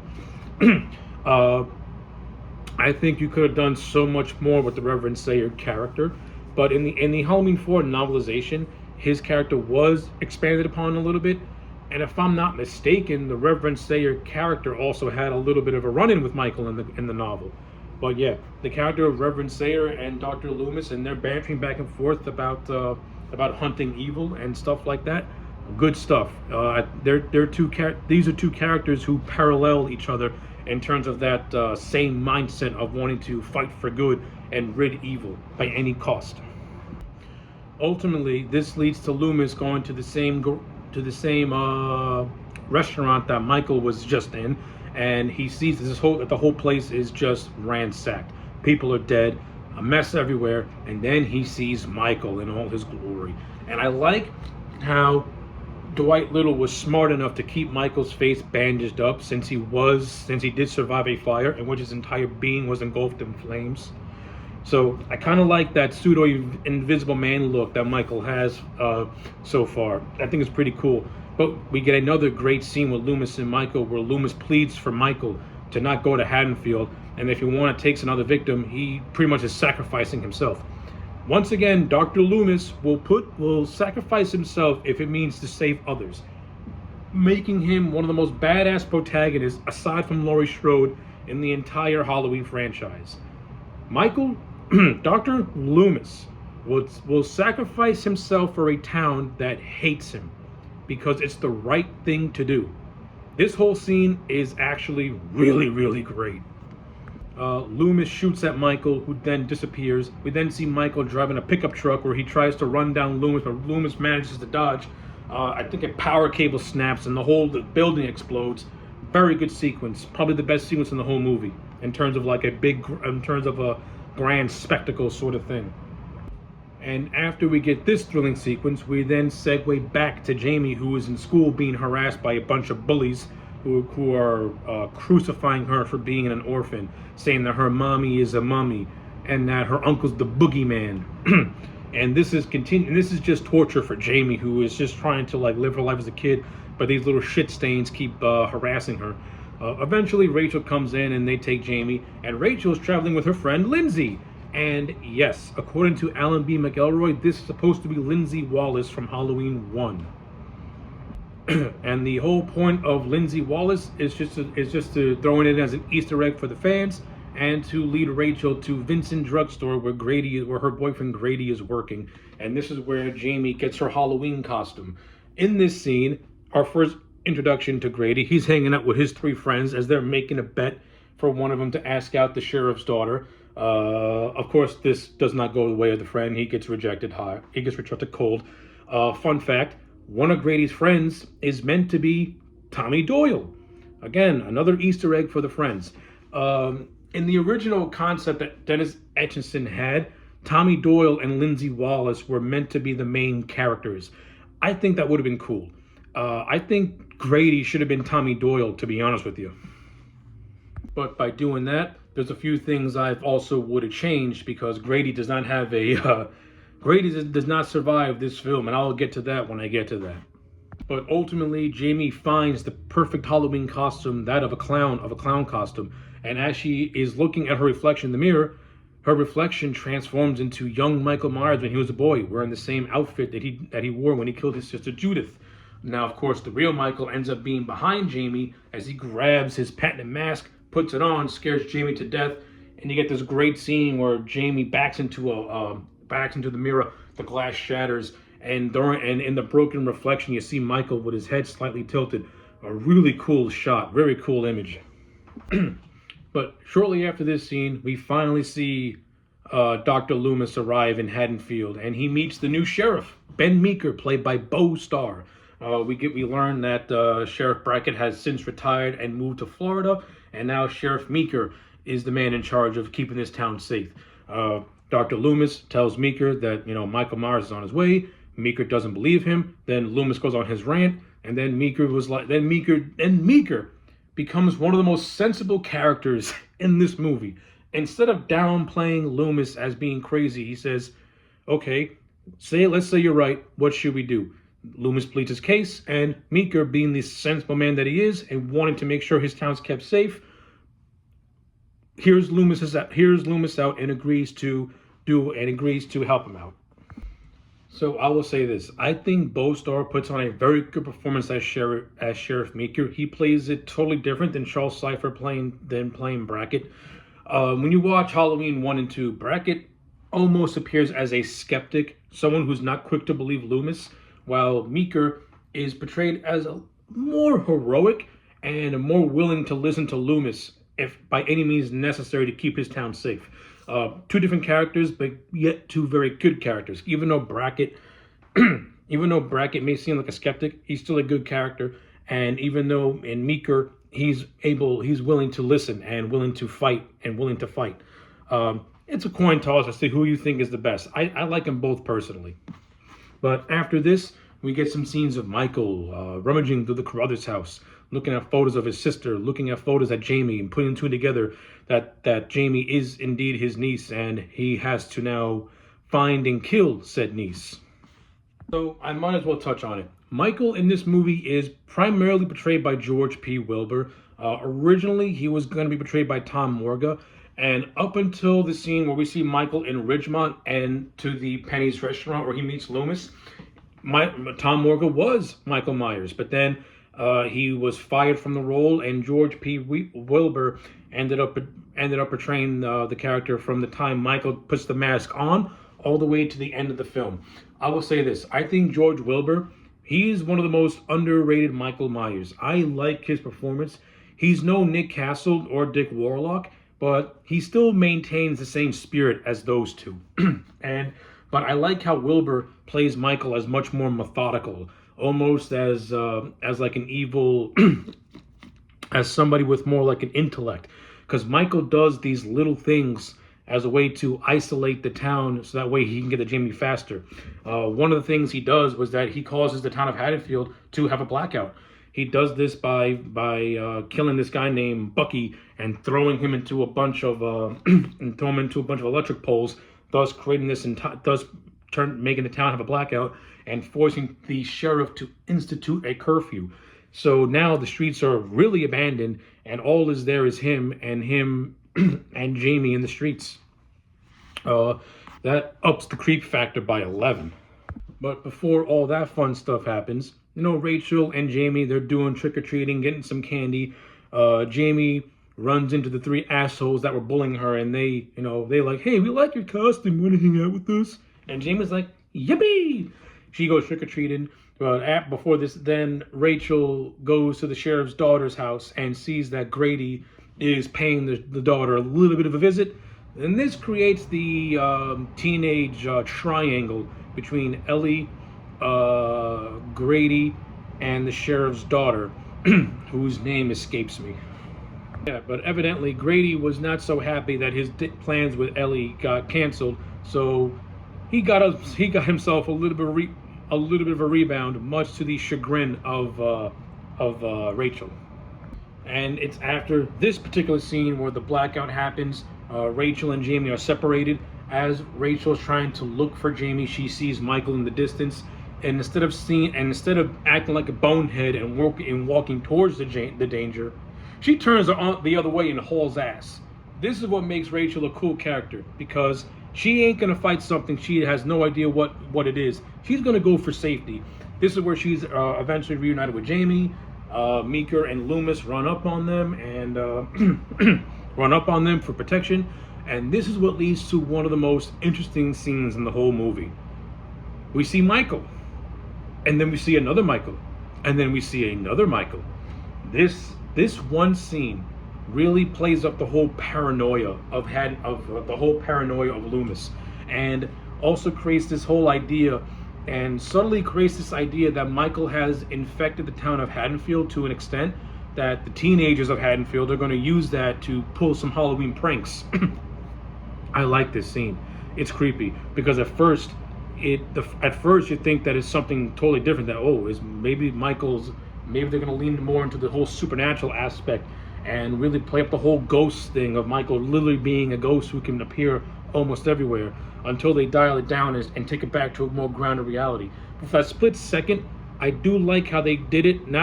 I like how they played it off as just kids being a prank and playing on the paranoia of Loomis and Meeker, which plays so much better. But for that one split second, you think it could be something much more horrifying, that maybe this is a cult of Michael Myers'.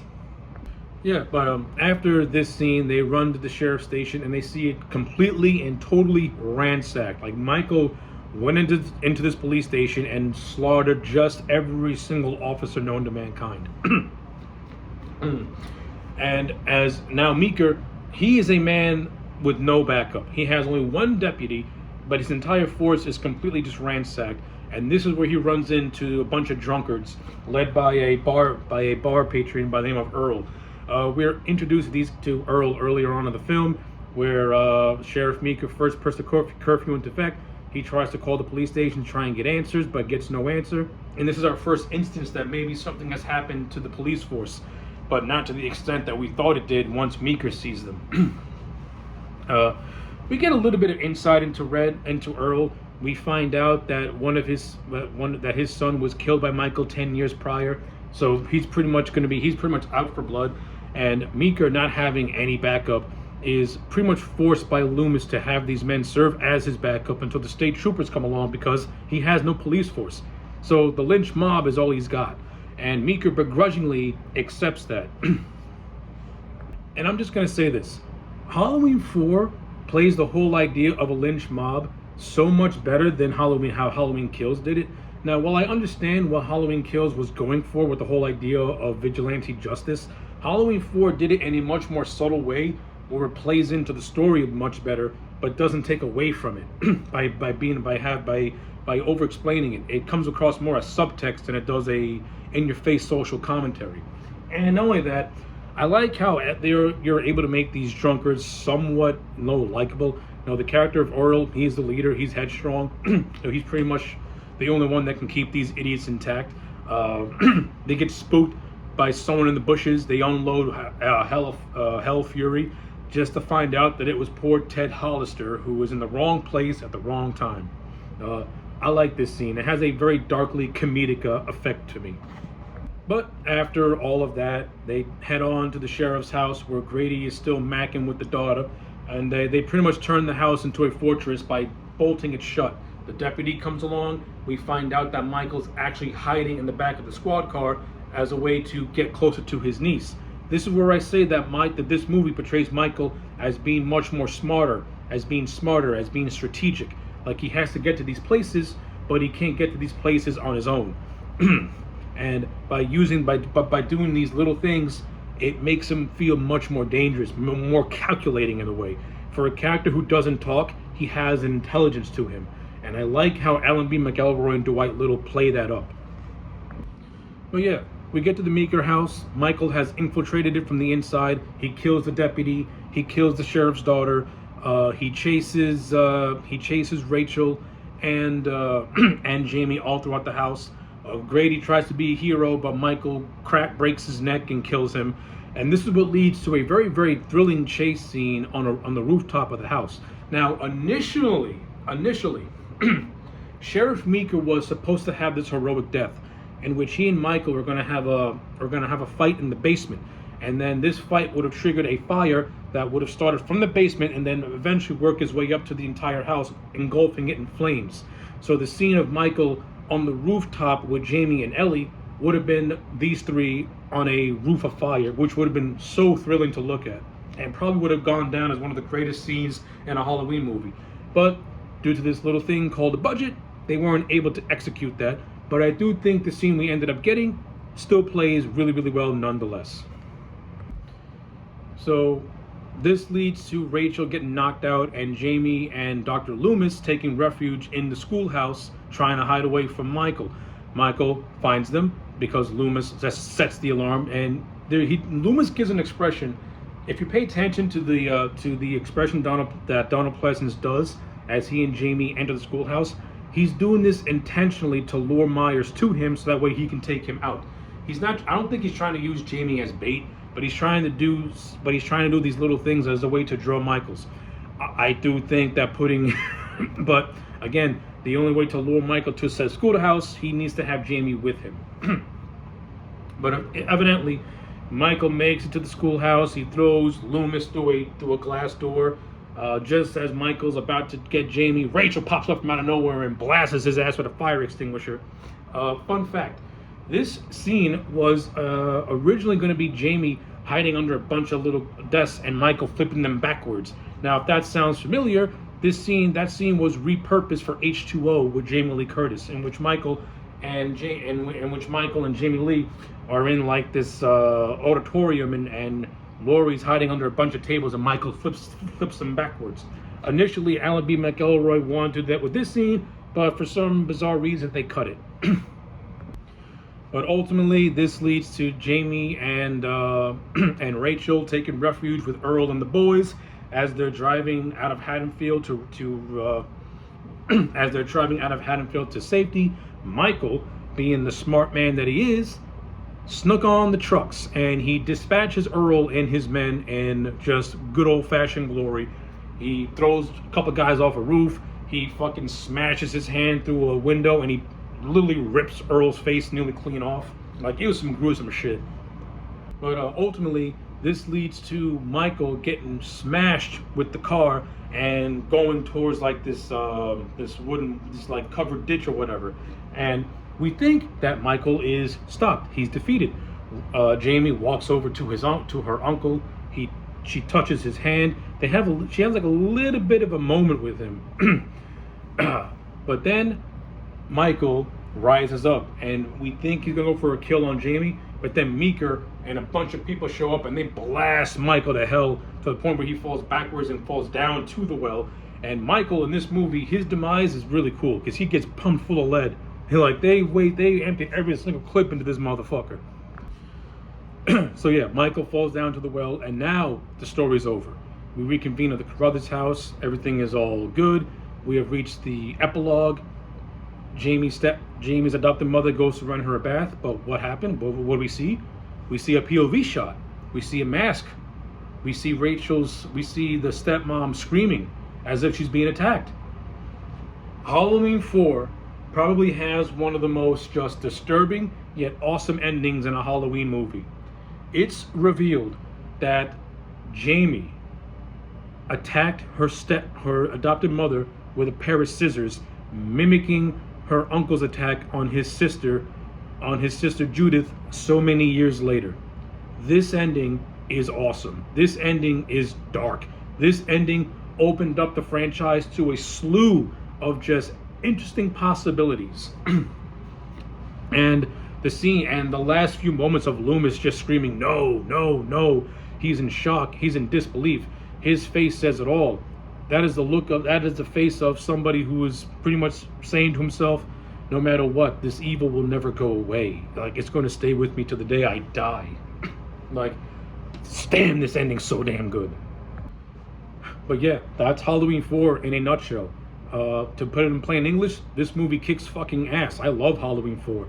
From Dwight H. Little's directing, from Alan B. McElroy's screenwriting, to some fucking excellent cinematography by Peter Lawrence Collister, who is the first DP to take over the franchise post Dean Cundey. Yeah, Collister does not phone it in. He keeps the spirit of Dean Cundey alive in this movie. He does a lot of callback shots, but also brings his own uniqueness to this movie as well. Like, this movie is beautifully shot. It's excellent. From a casting standpoint, everyone's great. Donald Pleasance kills it. Ellie Cornish is really good. This movie jump-started the career of Danielle Harris, who was excellent as Jamie Lloyd. You got a great Michael Myers and George P. Wilbur. You have characters who are realistic and relatable. Even though Grady plays like as a typical male, he's still somewhat likable in a little bit of way. And he does have a hero moment where he tries to save Jamie and Rachel, though he fails. You have the whole thing of the lynch mob being in the last line of defense for Sheriff Meeker. And I think this is a decent commentary on a mob mentality, that when your back's literally against the wall, what choice do you really have in a way? I like how it's there, but it's not shoved in your face. And and that the rednecks are actually portrayed as just people who want to keep their town safe and want to rid this town of this madman who is trying to kill them. I also think Halloween 4 has got some of the best action set pieces in a Halloween movie. Like, this movie has got some decent explosions going on in it. And for a Halloween movie, you don't really get a whole lot of explosion, but this movie gives you some explosions, so I like it. It's good stuff.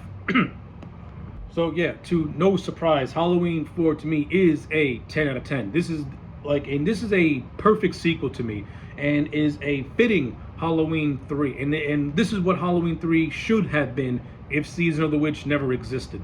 It goes back to the tone of the first movie, but also tells a little bit more of a darker story by introducing the niece and also amping up the more violent side, yet more methodical side of Michael to boot. So, after the big success of Halloween 4, Mustafa Akkad saw green and he rushed a sequel into production. And when I mean rush, we're talking literally almost 1 year later to the date that the sequel came out. And, well, let's just say this. Michael had a triumphant return, but now it's time for that return to transform into a revenge.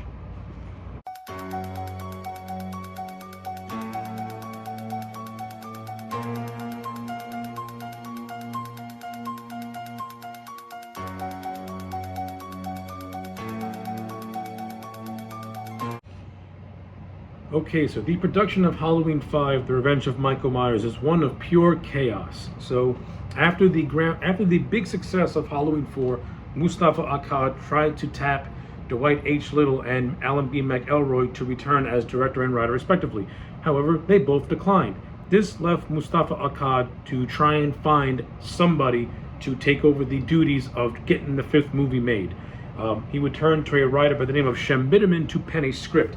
And this script would have been called Halloween 5: The Killer Inside Me, in which it would have followed Jamie Lloyd taking up her uncle's mantle as a new killer, with Michael Myers being resurrected and being right alongside her.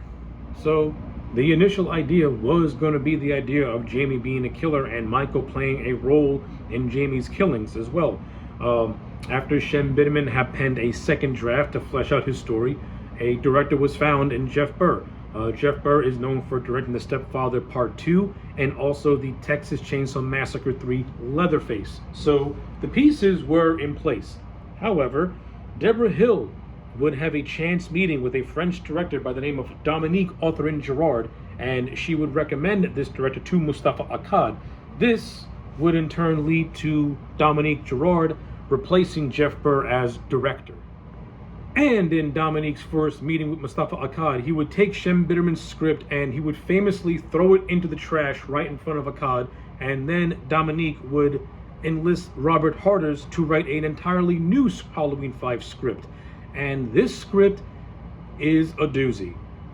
So, the Robert Harders script would have seen Michael Myers being struck by lightning and the evil being erased from his body, thus becoming an innocent man.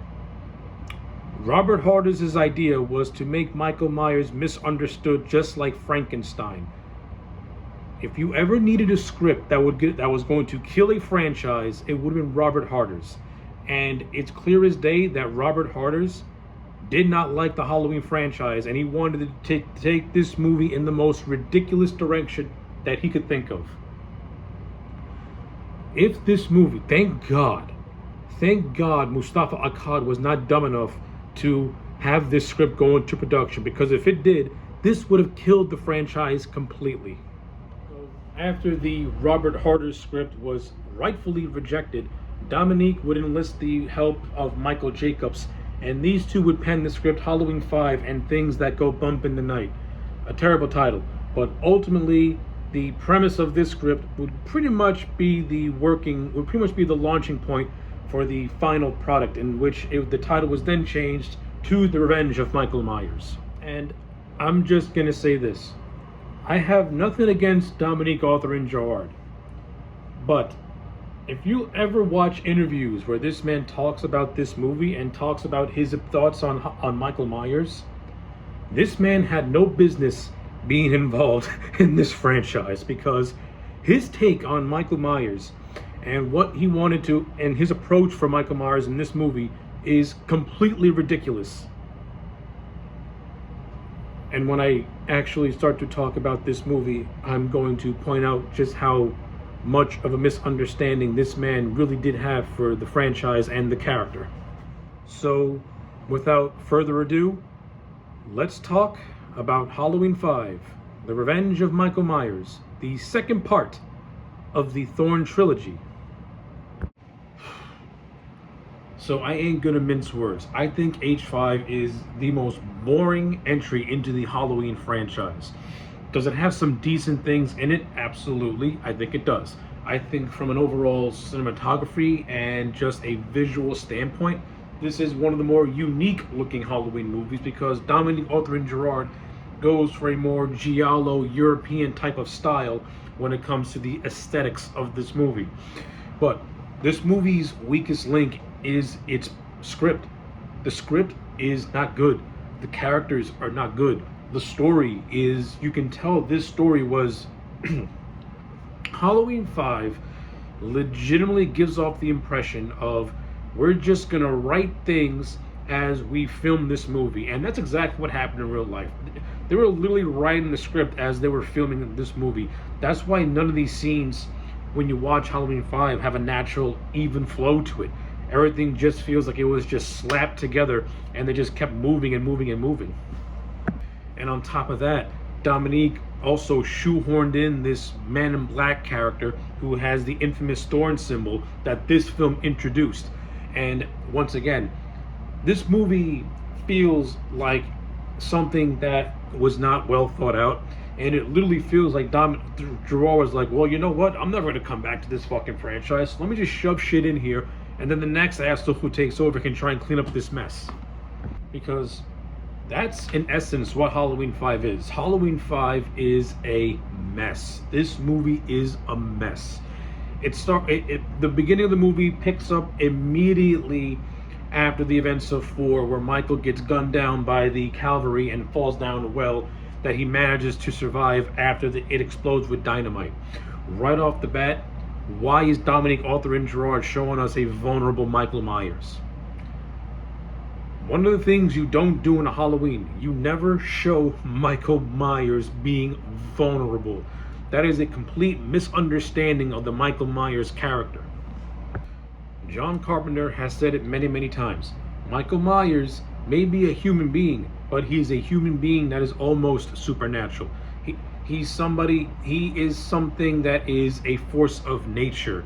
He is the equivalent of a tornado, mowing through a town, and then as quickly as it came, it disappears again. That's Michael Myers. I don't need to see Michael Myers going down the riverbend like he's fucking Pocahontas. And then Michael gets taken in by this old hermit.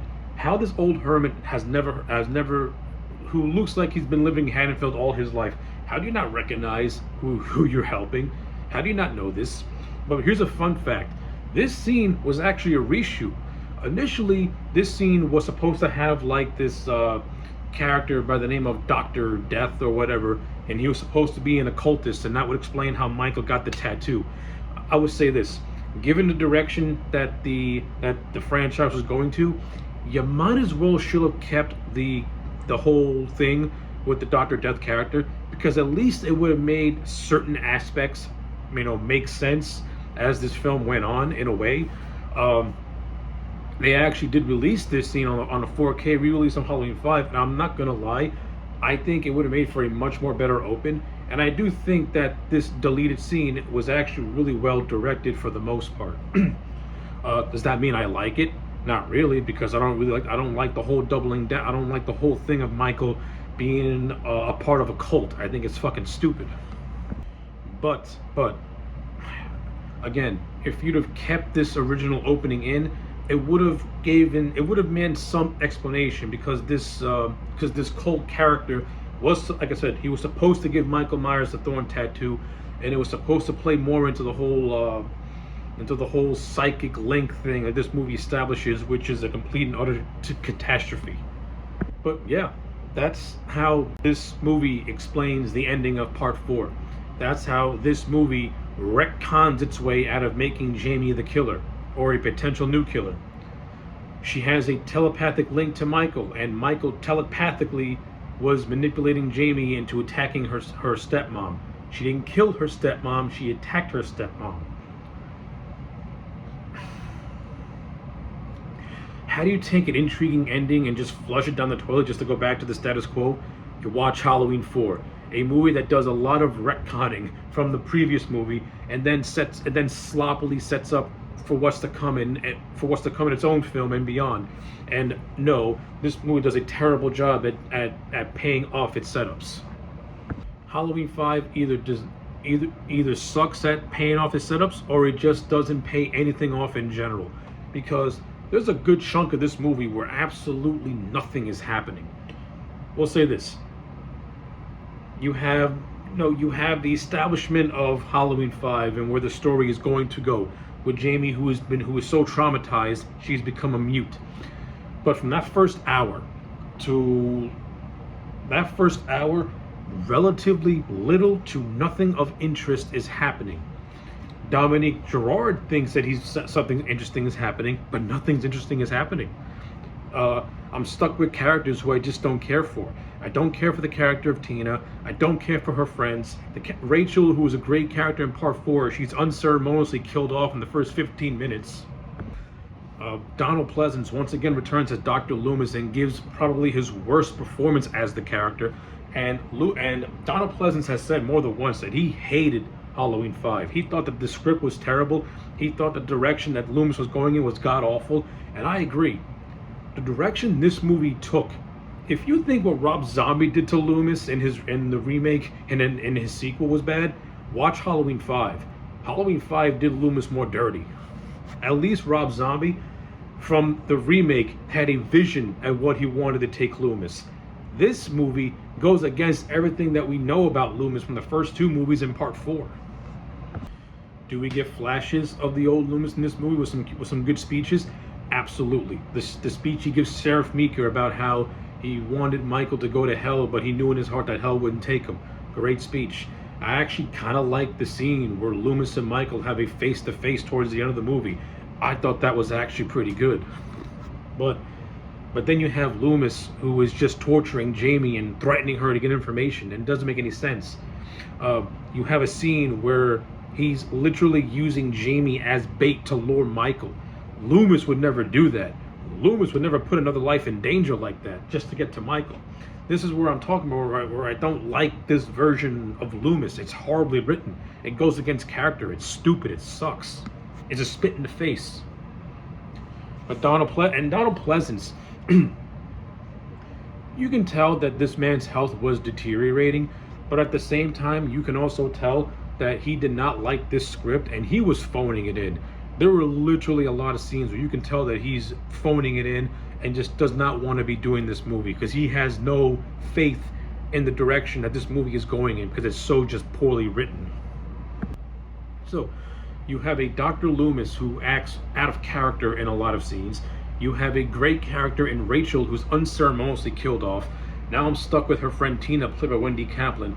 Nothing against Wendy Kaplan. She did the best with the material that she was given, but the character of Tina is just totally unlikable. I mean, at first she starts off as annoying, but what really drove the hatred amongst the Halloween fan base for this character was when she visits Jamie after she visits Jamie at a children's clinic, and Jamie is hysterical. Jamie is trying to tell Tina, no, my uncle's coming to get you. And this bitch runs off to go to a Halloween party and act like nothing's happening. And literally shows no care. We killed off Rachel for this asshole.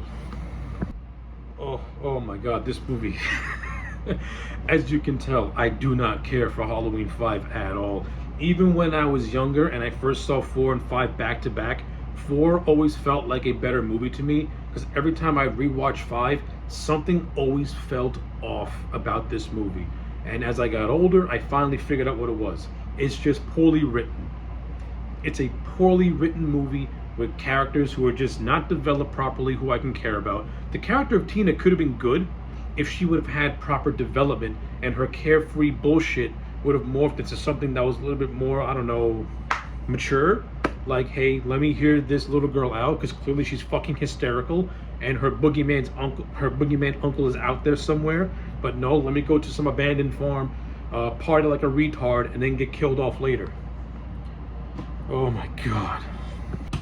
The hits keep on coming.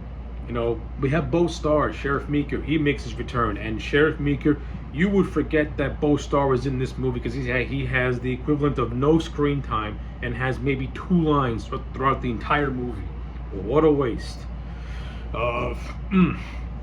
We have Don Shanks, who is now our new Michael, and all due respect, I like Don Shanks. I like him as Michael. I like how he gives Michael a much more of an aggression side and some raw power. I actually think he has a lot of decent scenes in this movie as Michael. I like the scene where he kills Tina's boyfriend, who was obsessed with his car. I like some of the scene. I like the scene, the whole third act where he's chasing Jamie all throughout the Myers house, which looks like a gothic mansion, which is completely stupid. If this house was in a gothic horror movie, I would have loved it. But it's in a Halloween movie, and it seems so out of place. This is Michael Myers, not Count fucking Dracula. But yeah, I think the whole chase scene with Michael and Jamie from the, let's say, the farm to the house, I actually like it. I think that's where this movie actually gets interesting, and where Dominic Arthur Gerard actually has a chance to flex his chops as a suspense director. Because those scenes were actually really well done. I like it. It was good. All the other scenes, they have flashes of good stuff, but then it just leads to just mundane boringness. Especially when you have scenes of Michael just stalking from the shadows or from bushes. I don't need to see Michael in the frame of the camera stalking. I need to see his POV. There are literally moments in this movie where the camera follows Michael as he stalks. That's not interesting to me. I don't want to see that. Like, I want something like a Friday the 13th where we just see the POV of the killer, but we don't see a full frame of said killer. John Carpenter did it best in that first movie. Rick Rosenthal, to his credit, did it great. Dwight H. Little from Part 4 did it great. Dominic Arthur Gerard, he was obsessed of constantly having Michael on screen, and it lost that creepy effect. The reason why he was doing this because he wanted to humanize Michael, and clearly Michael does not work as a humanized character. He's not supposed to be that. He's supposed to be the embodiment of walking chaos. That's it. That's what he is. And as I already mentioned, you got this whole Men in Black character who's sprinkled all throughout the movie. Now this is where in my full review where that movie set up the character of Hoffman. I would have had Dr. Hoffman be the Man in Black. I think that would have made much more sense. He already had a little bit of an antagonistic relationship with Loomis. To me, it would have made more sense if he was the Man in Black. And basically, Halloween 5 could have took the route that Halloween 2018 ended up doing with the Dr. Sartain character, in which Hoffman doesn't want to control Michael with some stupid cult crap. He wants to see the evil that Loomis is talking about when it comes to Michael. He wants to see exactly what Michael can do. Like, he's almost fascinated by this whole concept of someone who is just devoid of any humanity, and he wants to see how this aggression plays out. I would not have had Hoffman do what Dr. Sartain did by putting on the mask or anything like that. I would have played it off more as if somebody who's studying animals in a zoo, like you're fascinated by these creatures and you want to see just how they hunt. That's what I would do with the Dr. Hoffman character. I would have made him the Man in Black and would have did an angle like that, thus erasing this whole stupid cult thing, which once you get to Halloween 6 is a bunch of crap. But again, the Man in Black, he appears in maybe a handful of scenes, and he has this big moment where he shoots up the Haddonfield Police Department and frees Michael. In 2 movies, this version of Haddonfield's police force is horrible. They get massacred by Michael in Part 4, and they get gunned down by the Man in Black in this movie. They're terrible. Like, the Haddonfield Police Department is probably the worst police force in the history of America. I've just been ranting and raving about how a lot of aspects of this movie is bad. But does it have good? It does. To this movie's credit, it does have good. I like the character of Billy, played by Billy Landman, and I like the relationship between Jamie and Billy. It's kind of like they have a close friendship that could potentially lead to a young child romance. I like it. They're the best characters in this movie because of the innocence. Does a Halloween movie need it? No. But does this movie have anything else to offer you? Not really. Again, even though I think Dominic Arthur Gerard has no idea how to do a Halloween movie, I do like the cinematography. I do like how he went for a more giallo European type of style of directing with this movie. So it gives it a more unique look. I think the cinematography is actually really well done by Robert Draper. And like I said, I do like some of Michael's kills in this movie, with the special effects being done by K&B, one of the best special effects houses out there for cinema. I like a lot of Michael's kills. Like I said, I like the kill he did with Tina's boyfriend, Mikey, whatever you want to call him. I thought that was actually pretty good. I like the barnhouse double kill where he like uses a pitchfork and stabs it through a guy, then uses a scarecrow slide and slices a girl. I thought that was cool. The whole stuff in the Myers house was good, where Michael takes out 2 police officers. I thought that was well done. I like the fight scene between Michael and Loomis, and Michael just saying, and Loomis saying, die, die, die. And I like the whole thing of Loomis dying from a heart attack as he fights Michael. Now, that's how the scene plays out. It plays out with Loomis dying of a heart attack. At least this movie redeemed him at the last minute, so I'll give it that. And I'm not gonna lie, I do like the scene of Jamie hallucinating Michael coming into the hospital, and she's running all over the hospital into the basement trying to get away, and it's revealed it was never Michael, it was just a janitor trying to look for her. I think that was a decent scene. I ain't gonna lie, I thought it was actually well done. It had a little bit of a creepy suspenseness to it. But for every good scene like that, you have a scene that thinks is building suspense and building dread, but it's really just filling time until Michael does the kill. Like the whole thing with Rachel. Rachel's death could have been cool if it was more heroic. Instead, she was just killed off like a piece of trash with scissors, and then you discarded. I hate it. Then you have the stuff in the barn. Too many fake outs. This movie has way too many fake outs, and it got nauseating. You have comic relief with these two bozo cops, and it's not funny. You have this scene that sees Jamie trying to get to Michael, and Michael takes his mask off. And this is the scene where I think that Dominique took a little bit of that Robert Harder's Frankenstein thing of Jamie trying to connect with her uncle. The problem was that I did not need to see Michael shed a tear. H2O did a scene similar to this, and it did it so much better. And H2O did the scene better because it didn't have Michael crying, and it didn't have Michael looking like he was in tune with his feelings, like this movie did. Yes, it ain't Don Shanks' fault. He did the best he could with the direction that he was given. But the problem is, you had a director who just had no idea what he was doing. And like I said, the movie ends on a cliffhanger where the Man in Black shoots up the police station and frees Michael from his captivity, and then that's it. The movie ends on a cliffhanger with Jamie screaming, no! So yeah, in essence, I don't like Halloween 5. This movie retcons what could have been something cool from Halloween 4. It tells its own story, which is just very sloppily put together, very rushed put together, and you can tell that they were just trying to figure out a story as they were going on, because this movie feels so just messy and disjointed, and it has no even flow. These scenes have no even flow, and that's this movie's biggest flaw. But like I said, for a lot of the negatives, you do got a handful of positives. Do I think Halloween 5 is the worst thing you'll ever see? No, it's not. As you dig deeper into this franchise, the misses will come. Trust me. But do I think Halloween 5 is a good follow-up to 4? Hell no. Do I think it's a good middle chapter of a trilogy? No, it's not. And that's why Halloween 5 to me is going to get a 4 out of 10. Because, again, the performances are fine. You got some decently directed scenes. You got Don Shanks, who is a physically imposing Michael Myers and does have a lot of bright spots.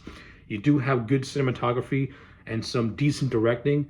But again, the story and a lot of the characters, especially the new characters, bring this down. The complete just misunderstanding of Michael Myers brings this down. Dr. Loomis acting out of character brings this down. Danielle Harris, who was portrayed mostly as a mute, does her best to hold this movie together. But Halloween 5, to me, crumbles under its own weight. It's probably a movie that's way too ambitious, and you had a director who had no idea how to flesh out the ideas he was presenting. So, after Halloween 5 was released to very, very bad reviews and was the lowest performing Halloween movie, it would be about 5 or 6 years before we would get the long-awaited follow-up. And this follow-up would have, let's just say, the 6th installment in this franchise. Wow. Just wow. The production horror of this movie it's a horror show all to itself.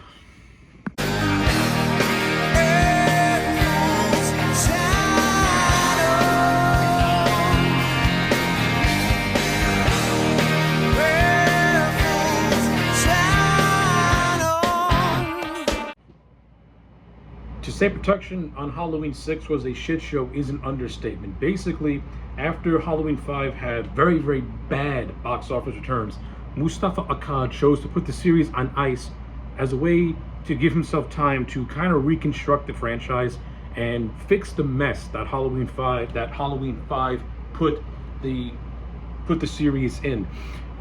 During this time frame, Mustafa Akkad would meet with a ton of different directors, a bunch of different writers, until he got to a man by the name of Daniel Farrens, who at this time in the year 1990 was just a fan who took a chance on himself.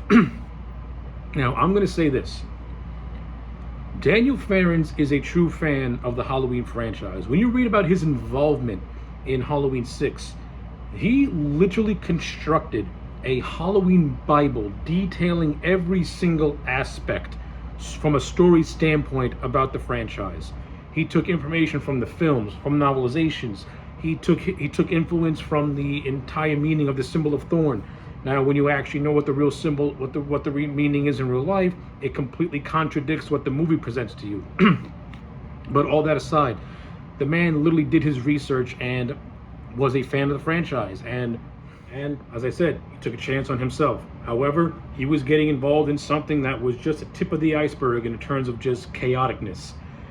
During the time of Farrens trying to get his foot in the door of Mustafa Akkad, the franchise was going through a bunch of different legal issues, particularly with the film rights, which was eventually brought up by Miramax Films. And yes, Miramax Films is owned by the infamous Bob and Harvey Weinstein. These two bozos were the reason why Halloween 6 ended up becoming the film that is, the notorious film that it has become over the years. Because these idiots, the Weinsteins have a really bad tendency to micromanage and just order things to be rewritten or reshot, and completely fucks up the flow of their movies. And when we talk about both versions of Halloween 6, I'm going to illustrate why. But in addition to that, you had John Carpenter, who was teaming up with New Line Cinema as a way to buy back the rights. And Carpenter's whole idea was to send Michael into space. In Carpenter's mind, the franchise was so far gone, his mind was, well, you know what? If anyone's going to kill this, why not the father kill it? And you know what?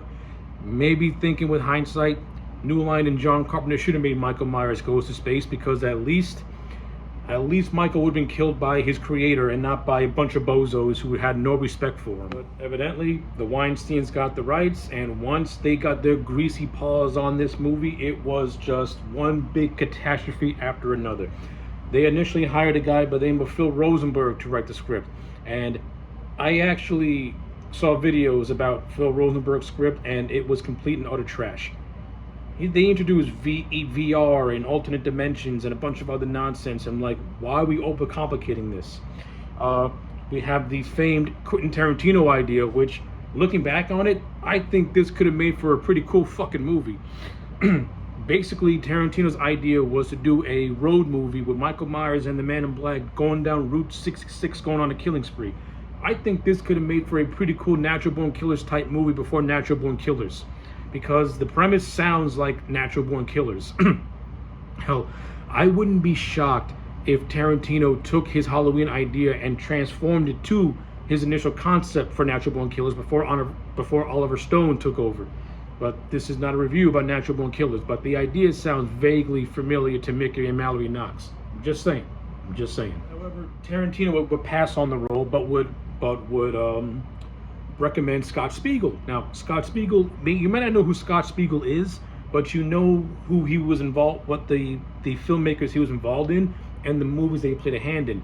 So Scott Spiegel has been around since Evil Dead. He worked very, very closely with Sam Raimi on the Evil Dead movies as a writer and behind the scenes. And so Scott Spiegel's got some credentials. Like, this is a friend of Sam Raimi. This is someone who has a connection to Sam Raimi. So Scott Spiegel was brought in after Tarantino passed. After Scott Spiegel read Phil Rosenberg's script, he completely just said, I'm not doing this. In Spiegel's mind, he saw no way where he can take this script and make it work or even rewrite it, because it was so damaged. Spiegel wanted to do a page one rewrite and completely just do a completely new movie, and maybe he should have, but He didn't want to do it, and he ultimately left the project. After Scott Spiegel left, Scott Rosenberg, the brother of Film Rosenberg, was brought in, but his screenplay didn't satisfy Mustafa Akkad. Now I need to mention, I believe in the Rosenberg script, they actually were going to have the Reverend Jackson Sayer from Halloween 4 be the Man in Black, whose name would have been randomly changed to Father Carpenter, and they were going to make him a villain, which would have made absolutely no sense. It would have been a complete and utter disaster. Thank God they went away from that idea. Not saying what they had in played was any better, but I don't want to see the Reverend Sayer be revealed to be a villain, because his villain and him being a villain contradicts the stuff with Loomis, and it wouldn't make any sense at all. So by this point, we get to 1994, and Mustafa Akkad, having remembered his chance meeting 4 years earlier with Daniel Farrance, decided to give him a shot at writing Halloween 6, and more or less, this would be the beginnings of the movie that we would end up getting, that was mostly written by Daniel Farrance. However, remember how I said how Daniel Farrance was a fan of the Halloween franchise? Well, his idea was to make Michael a sexual deviant. Oh my God, this movie, the production of this movie and just the final product is just a giant mess. Let's not forget to mention the fact that initially Fred Walton from When a Stranger Calls was the initial director. He left because he didn't want to do it. They ended up getting Joe Chappelle, and Joe Chappelle only took the job for a 3-picture deal. So he had zero interest in the Halloween franchise. He just wanted his payday. So, okay, with all that chaos out of the way, and the fact that the initial producer's cut tested horribly with a test audience, to the point where they ended up taking out Dr. Loomis, Donald Pleasance's character, because they thought he was too boring. They beefed up Paul Rudd's character as Tommy Doyle, and they completely changed the ending to make it something much more accessible to a young horror crowd. To say that this movie just had so much bullshit thrown at it, and that it was a miracle that it was even made, is an understatement. But with everything out of the way, let's talk about both versions of Halloween, The Curse of Michael Myers, and we're going to kick it off with the theatrical cut. Okay, let's try and go over The Curse of Michael Myers as quickly as possible, because I do not like Halloween 6. I think Halloween 5 is bad because it's boring. Halloween 6 is bad because it's just a piece of garbage of a movie. So, I'm going to get my positives out of the way first before I really deep dive into this. Point 1. Donald Pleasance once again returns as Dr. Loomis. Unfortunately, this will go down at his final movie. Unfortunately, passed away from heart failure not too long after completing his scenes for this film. Despite this man being in very, very poor health and looking very, very rough, he had no business turning in a performance he did in this movie. He gave it his all. Even in poor health, this man respected this franchise enough and had enough respect for Mustafa Akkad to not phone it in and give it his all. I mean, even if Donald Pleasance would have phoned it in this movie, given what this man was going through, you could have not only would you have forgiven it, you would have not even bothered with it. You know what? We're grateful that you're even doing this. But for the fact that he played Loomis no different than how he's played it throughout the course of the franchise, round of applause for Donald Pleasance. He is a fucking legend. Deserves all the respect in the world. This film did not respect his character nor him.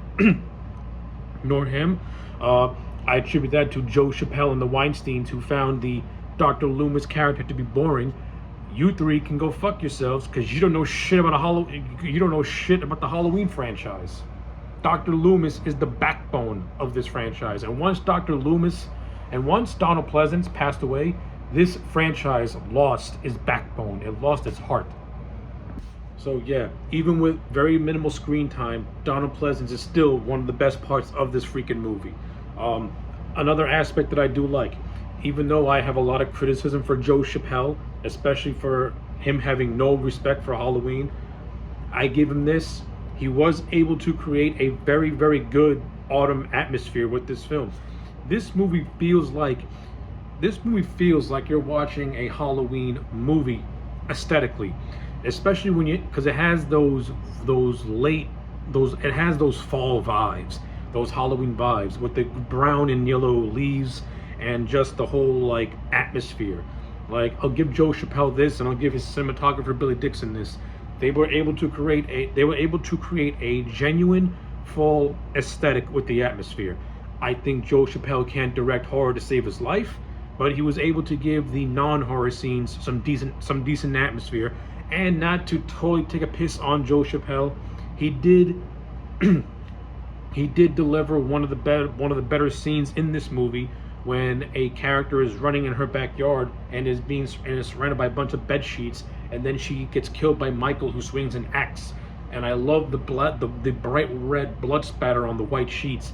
It's a very visceral moment. It has a very giallo type of feel to it. So I like that scene. Very well done. There's also another scene that I actually thought was relatively decent, though was killed by strobe lighting, and that's where Michael goes on a rampage at Smith's Grove in the climax. There's this one scene where he takes out a room full of doctors. It could have been a great scene if the strobe lights didn't fucking cause you to have a seizure. So that scene to me is it's a mixed bag. It's cool and it sucks all at the same time. But the Smith Grove stuff does have some decent scenes here and there, I'll give it that. Nothing spectacular, but it was fine for what it was. And you also have some other decent scenes that are peppered all throughout the theatrical cut. I think the majority of the decent stuff in this movie is Michael doing his kills, because when this movie's focusing on the story, it sucks. The story of this movie sucks. And I'm going to touch on that very, very soon. So, yeah, Donald Pleasance, a big yes. This movie also introduces Ryan Mitchell into the franchise as Dr. Wynn. I like Ryan Mitchell's performance-wise was fine. I wish it was Michael Pataki as Dr. Hoffman, because when this movie eventually gets to the big reveal of who the Men in Black is, Dr. Hoffman would have been a much better payoff. The atmosphere, top tier. The Alan Hall.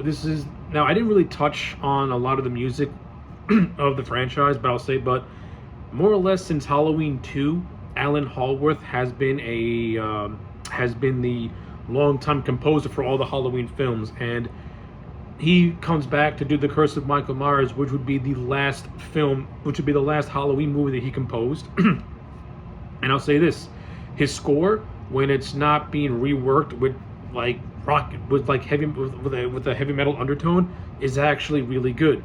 This is an aspect where I think the producer's cut did a much better job with it, and I will touch on the producer's cut when I talk about that version later on.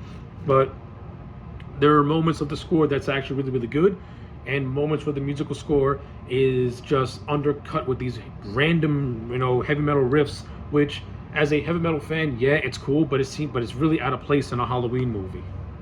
And like I said, the kills are some of the best, and the kills in The Curse of Michael Myers are probably some of Michael's most brutal kills up to this point, so I'll give the movie that. So that's basically it for the positives. Now let's talk about the negatives, because this movie's bogged down by so many negatives. The story is a mess. Daniel Ference tried way too hard to rectify the garbage that was presented with Halloween 5, and he did it in the most just asinine way with this movie. So Daniel Ference more or less is the one who really created the whole cult of Thorn and the Curse of Thorn, and he more or less said that Michael's motivations is because of some ancient Celtic legend where where a family had to be sacrificed in order for an entire tribe to be saved, and the Curse of Thorn is supposed to be like this demon that brings death and destruction. But if you actually do your research, the ruined thorn means the exact opposite of that. So already this thing is a fucking mess. Not only is it a fucking mess, it's an over explanation as to explaining why Michael is the way he is. Michael needs no origin, and this movie is the definition of why when you put an origin to Michael, it's going to come across as absolutely stupid and hammy. And that's what this is. It's hammy and it's stupid. And even though I like Ryan Mitchell as the character of Dr. Wynn, who is actually a very, very minor character from Halloween 1978. Like, if you blink, you will miss his entire scene. It does not last long whatsoever. But in the end, so Dr. Loomis is long since retired, and his friend Dr. Wynn pays him a visit and is retiring from Smith Groves himself, but he wants Dr. Loomis to be his successor. Why do you want an aging Sam Loomis who is clearly knocking on death's door to be your successor is anyone's guess. But in essence, the reason why Wynn has chosen Loomis is because Wynn is revealed to be the Man in Black. And Wynn wants to harness Michael's evil for reasons. And he does this by extracting Michael's DNA and then trying to create a being made of pure evil. It's so fucking stupid. It's so fucking stupid. But in essence, this is what leads to Jamie Lloyd, the niece, giving birth to a child. And yeah, let's let the cat out of the bag. No disrespect to J.C. Brandy, but the material that she was given, she tries, but she's no Danielle Harris. How this movie handles Jamie Lloyd, a character who you grow to like in parts 4 and 5 and want to see her root for her because she is the second greatest rival next to her mother, Laurie Strode.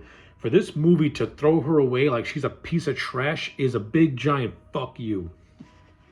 See, Danielle Harris was supposed to come back for Halloween 6, but since these idiots decided to treat her character like it was garbage, she was going to come back, but she was only going to do it for the money. But when they wanted to meet her financial demands, she just threw her hands and just walked away.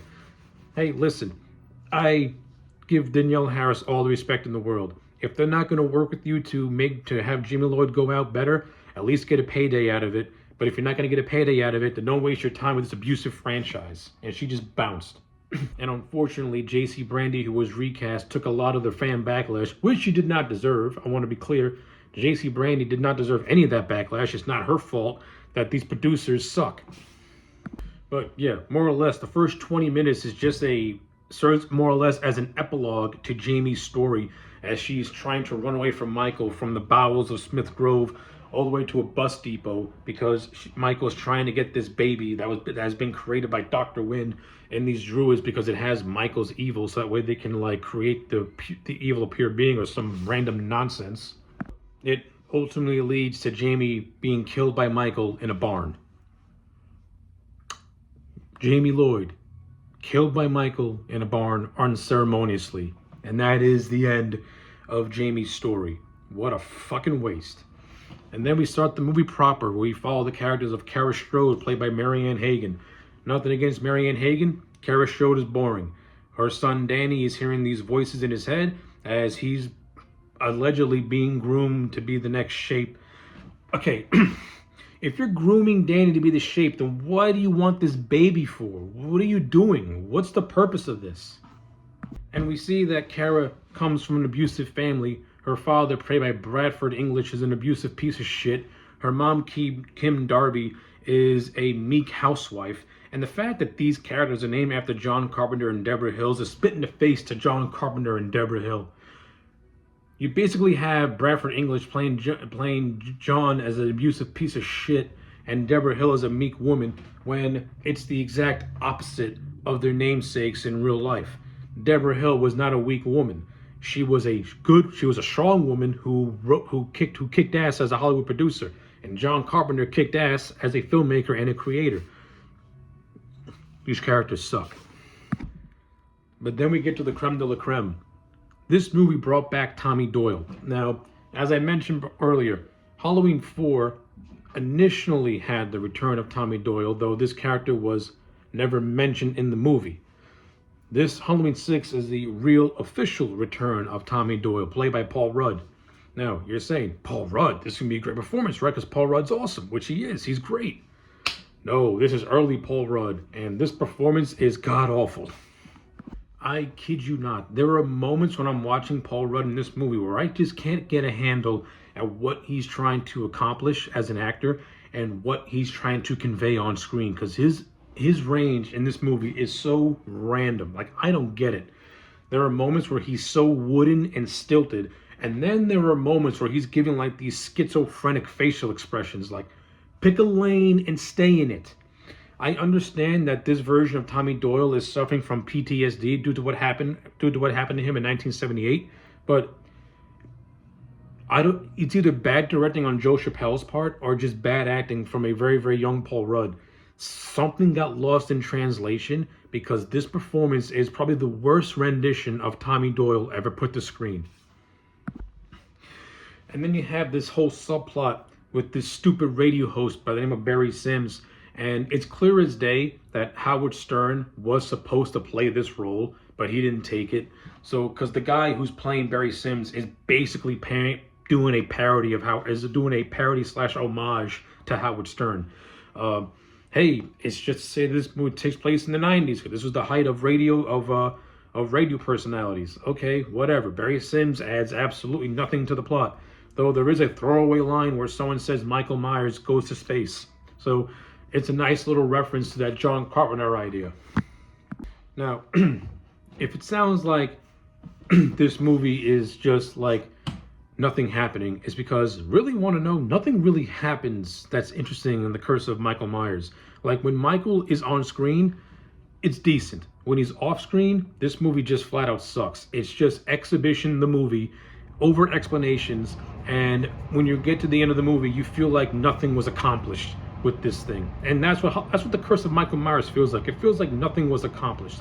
The theatrical cut, you can tell that this version had so many different things taken out, and so many things that could have fleshed out what they were trying to do was just pulled in the editing bay, and you end up having a very incoherent movie where villain motivations are just completely just either random or lost or don't make sense, and completely just don't feel like you're watching a Halloween movie.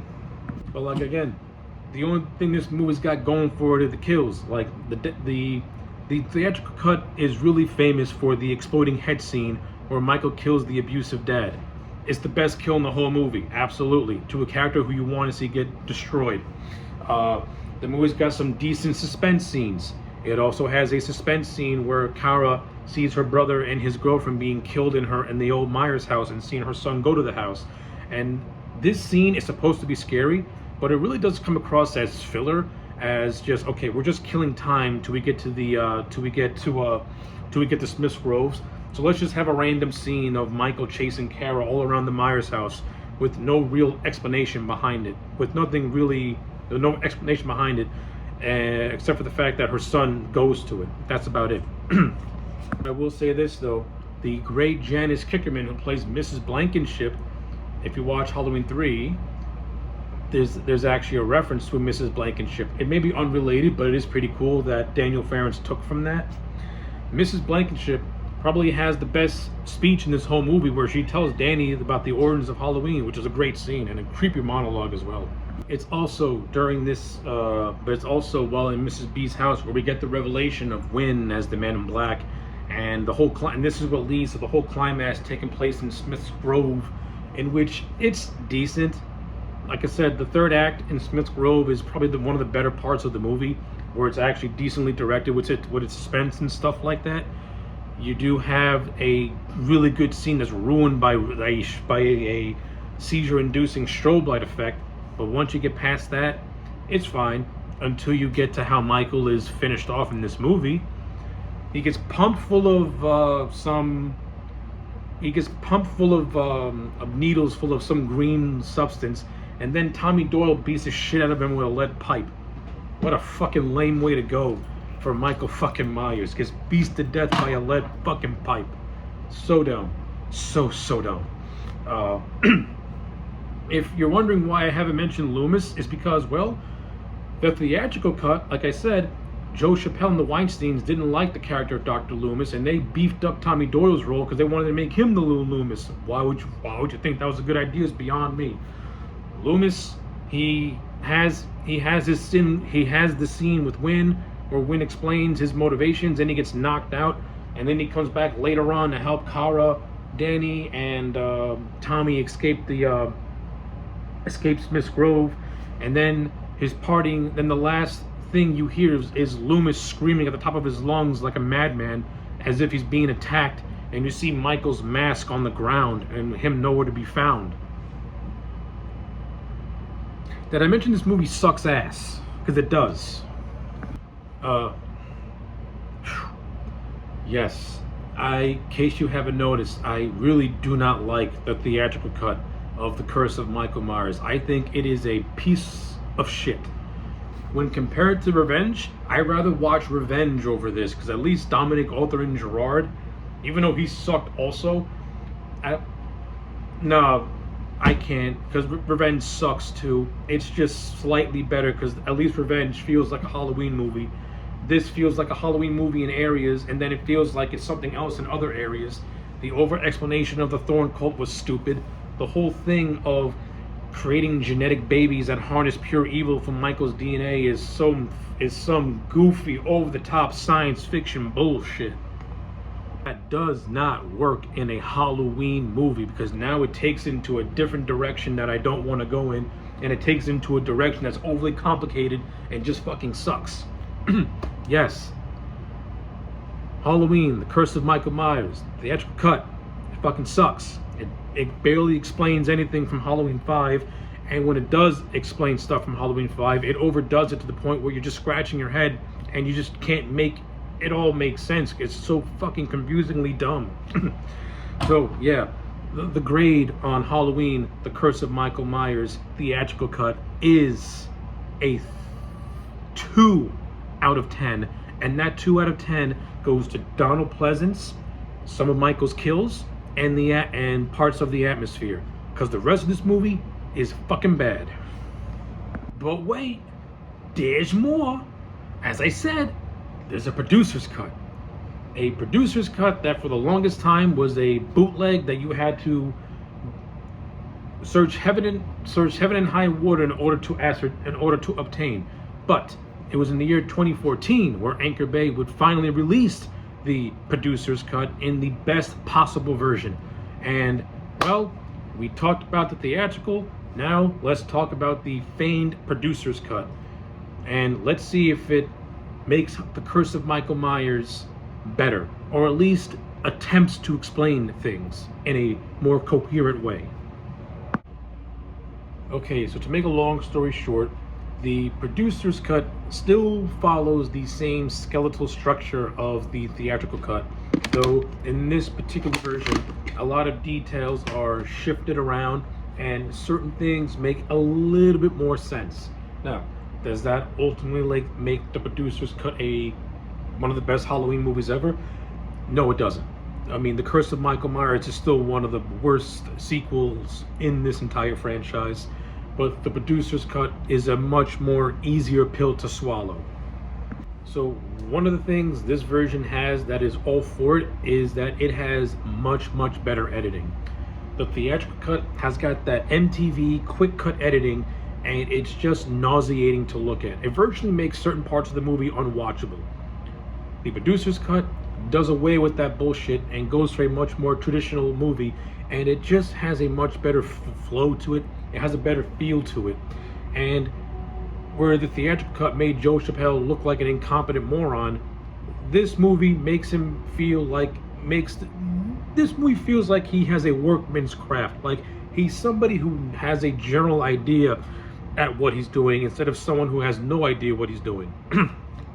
Now, I still think Joe Chappelle is not a good Halloween director, but for the producer's cut, you can see that he was trying to do something visual-wise.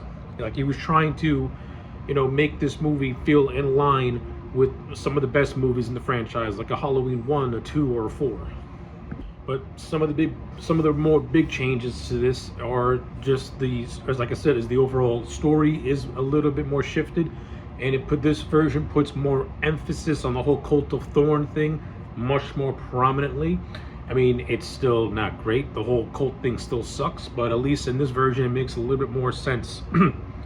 Even though when you get to the end, they do a twist that especially with the baby, that I think is absolutely fucking ridiculous and disturbing.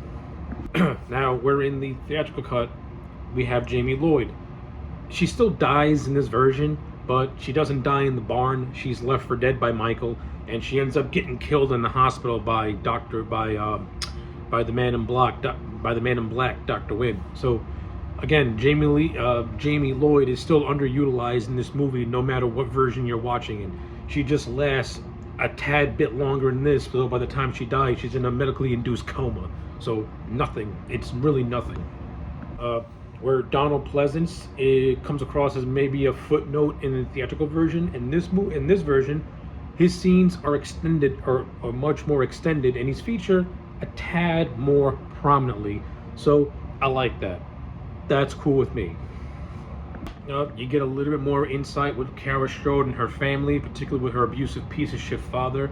His death is changed. He still gets electrocuted, but his head doesn't explode. They still retain Kim Darby's death in the theatrical cut, which is the best scene of the whole movie, so that's a plus. This movie also did away with the heavy metal score and went to a more traditional Halloween score, and that instantly changes the entire tone of the film. The better editing and the musical score going for a much more traditional approach instantly makes this version better from a more technical and fundamental level. But the biggest takeaway for the producer's cut really is the ending and Dr. Wynn's motivations. So, in the ending of the theatrical version, Wynn just wants to extract Michael's DNA to try and harness this evil that's inside of him, which is completely and utter ridiculous.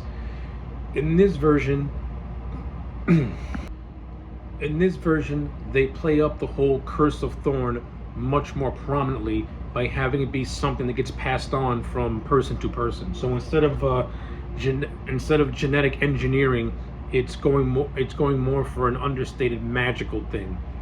Again, I have no interest in seeing any of this in a Halloween movie, but in terms of trying to make Dr. Wynn make a little bit sense, okay, whatever. At least we got away from the whole genetic manipulation crap, which is just retarded.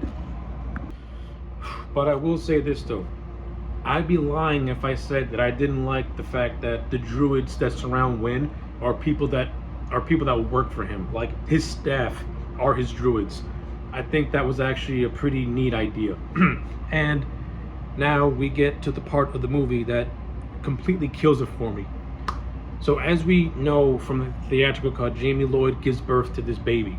The theatrical cut plays it up as the baby being genetically engineered by Dr. Wynn, and Jamie was just his carrier. This movie had the bright idea of having Michael Myers impregnate his niece. They turned Michael Myers into an incestuous rapist, and I fucking hate this. This is fucking stupid. And this is what Daniel Farrens meant when he found Michael Myers to be a sexual deviant. And this is where I lose a little bit of respect for Daniel Farrens and his interpretation of Michael. It's fucking disgustingly stupid. I hate this. I hate this twist. It's fucking garbage. I understand the whole thing of of wanting to have this baby be Michael's final sacrifice, a pure soul in order for him to kill, so that way the curse can be transferred on to Danny Strode, who, just like in the theatrical cut, the movie builds up to be a potential new killer. We get that in this, and it's actually a tad better. It's actually a tad more explained as to why Danny's been chosen. As said by Tommy Doyle, the Strodes live in the Myers house, so in Michael's mind, anyone who lives in that house is considered to be part of his family, part of his bloodline, so to speak. So at least the movie attempts to, have a connection between the Strodes and the Myerses, and gives an explanation as to why the Men in Black is targeting Danny. So I get it. It makes sense. Just because I get it doesn't mean I like it. I still think you're overcomplicating something that's so simple. But now you get to the movie's ending. We all know how Michael goes down in the theatrical cut. It's fucking dumb. This, it's slightly better because it plays more in line with the whole Thorn thing, but yet it's still stupid because at the end of the day, Michael is stopped by a bunch of rocks on the ground as a way to cancel out the evil within inside of him. It's really bad. It's totally strangely dumb. And then you have this scene where Dr. Wynn switches places with Michael, so as a way for Dr. Wynn to transfer the Curse of Thorn onto Dr. Loomis, and then we see Michael dressed as the Man in Black as he's escaping underground. I don't interpret this as Michael becoming the new Man in Black. I just interpret it as him wearing a disguise as a way to escape. I think you're reading a little too much into the ending when it comes to Michael and stuff like that.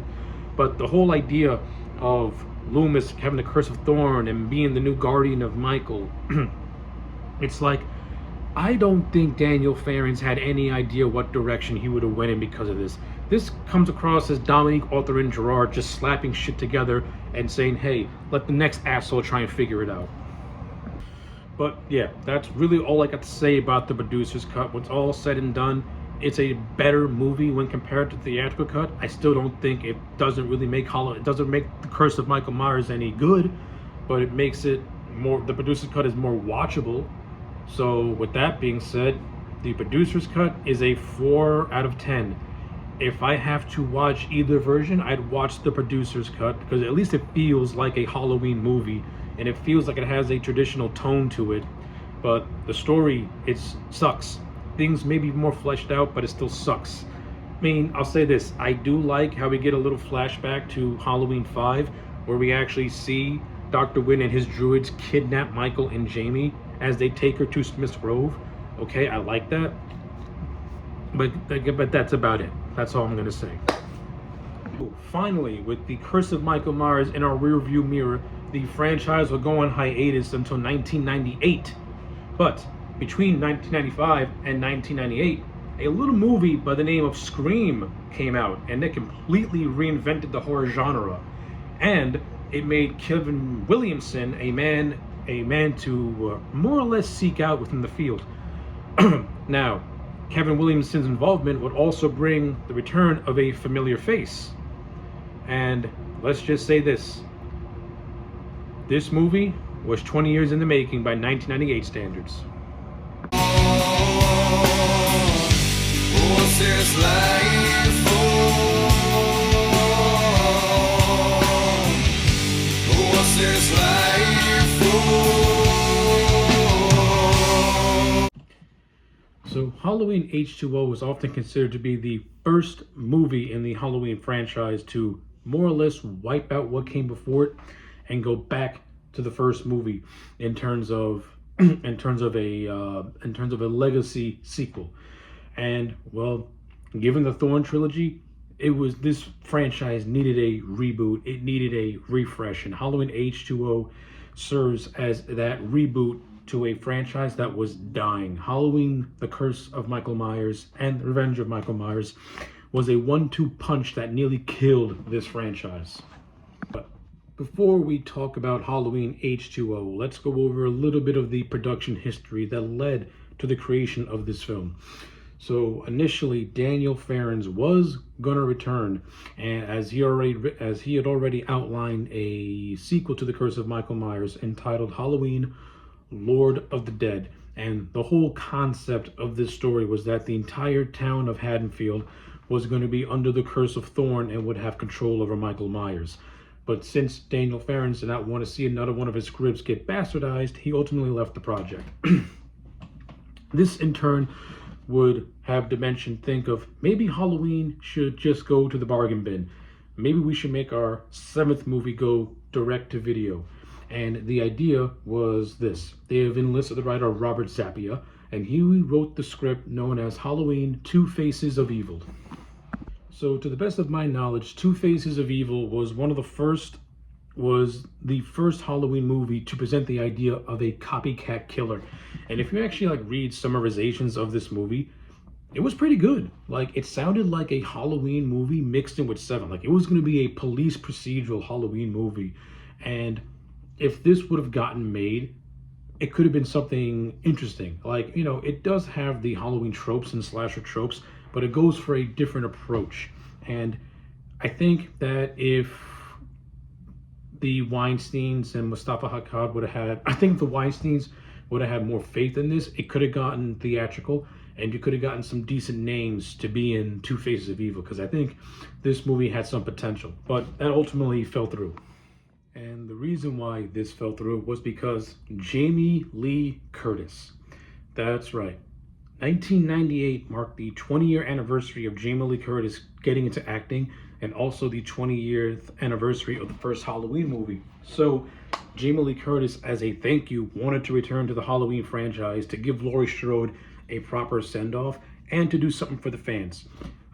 She had enlisted Kevin Williamson to write the script, in which he did eventually write an outline that would eventually transform into the H2O, that movie that we got. And John Carpenter was going to come back to direct.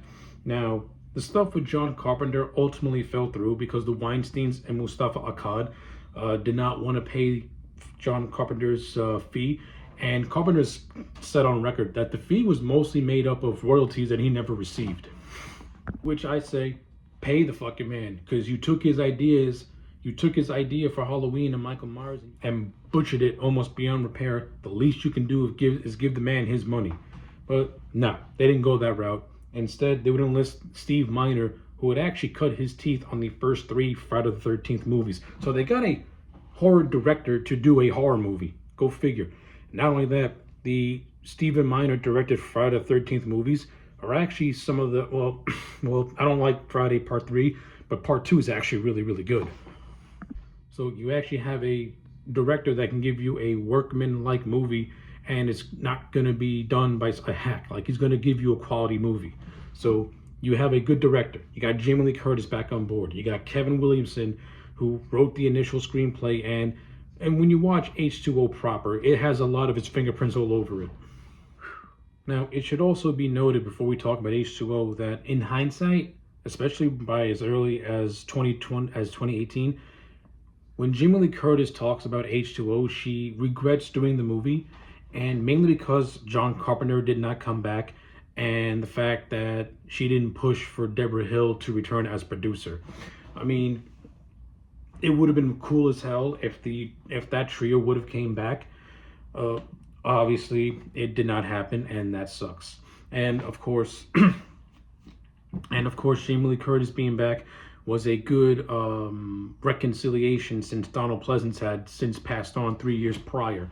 So at least we got a little bit of something of connective tissue to the Halloween franchise. Like I said before, Kevin Williamson wrote the initial outline, which was going to be called Halloween 7: Revenge of Laurie Strode. And initially, Kevin Williamson's initial script made references to the Thorn trilogy, made references to Jamie Lloyd.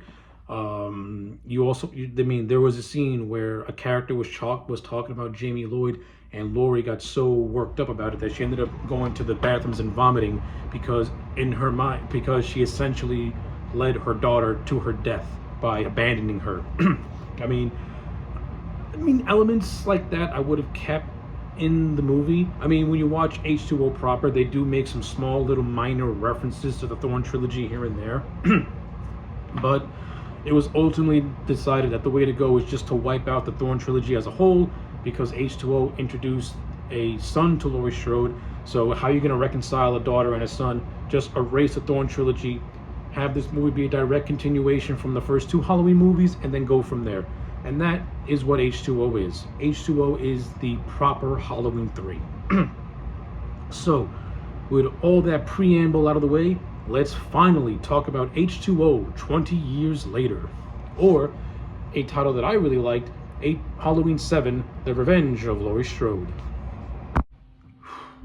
So right off the bat, when you watch H2O, the look and feel of this movie just has a different vibe to it. Steve Miner went for a more cinematic approach with this movie, and it really shows. Like, this movie has got a different visual style to it, has a different visual tone to it. You get the sense when watching H2O that you're watching a Scream movie, because the visual style is very, very similar to Scream. Is that a bad thing? Absolutely not. The first two Scream movies up to this point are some of Wes Craven's best directed movies. So Steve Miner taking some influence from Wes Craven is never a bad thing in my book. Plus, his DP, Darren Okada, did an overall great job with the cinematography in this movie in general. But before we talk about the production stuff, let's talk about the overall story. This movie takes place in Langdon, Illinois, as we follow Marion Chambers, who returns from Halloween's 1 and 2. Her house gets broken into. It's been ransacked. We find out through some expositional dialogue that that as Loomis's health was fading away, Marion Chambers more or less became his caretaker before succumbing to his illness. Right off the bat, it may be a small thing, but I like how Marion Chambers and Dr. Loomis maintained a sort of relationship within the H2O timeline, like mutual respect for one another. And Chambers had enough respect for Loomis that she took care of him in his dying days. Though I do love how this movie pays the ultimate respect to Donald Pleasance and to Dr. Loomis. In Halloween 6, Loomis was barely utilized and was to me disrespected in Halloween's 5 and 6. H2O wipes that away because they say in dialogue that up until his death, Loomis never stopped hunting for Michael Myers. That one line, to me, redeems everything that Dominique Arthur and Gerard did to and for what Joe Chappelle did to the character as well. Two idiots that just completely disrespected this character. This movie redeems him even through expositional dialogue. This to me is the perfect tribute to Donald Pleasance. He never stopped hunting Michael Myers. He hunted him till his last breath. Love it. But other than that, I think this is a really good opening prologue. We get to see a young Joseph Gordon-Levitt. We get to see, which is always fun to see. He plays a character called Jimmy, the guy with the hockey stick with his little hockey mask. This Jason ripoff. What I like about this prologue is that we get answers as to how Michael's able to find Laurie, because Marion Chambers and Dr. Loomis, they were keeping records of Laurie. They were keeping tabs on Laurie. So when Michael, ransacks the house and he kills Marion and he kills Jimmy and Jimmy's friend, we learn it's not random how Michael is able to find Laurie in California. This opening prologue sets it up perfectly.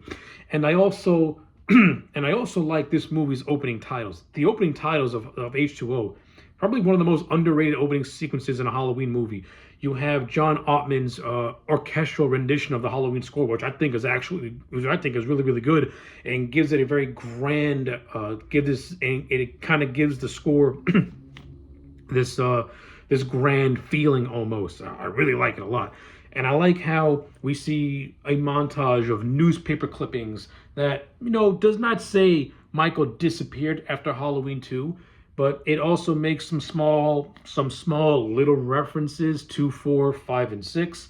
Like, H2O may have wiped those movies from the timeline, but like I said, you get some of those small references in this little montage. Plus, we get the great Tom Kane doing voiceover work as Dr. Loomis.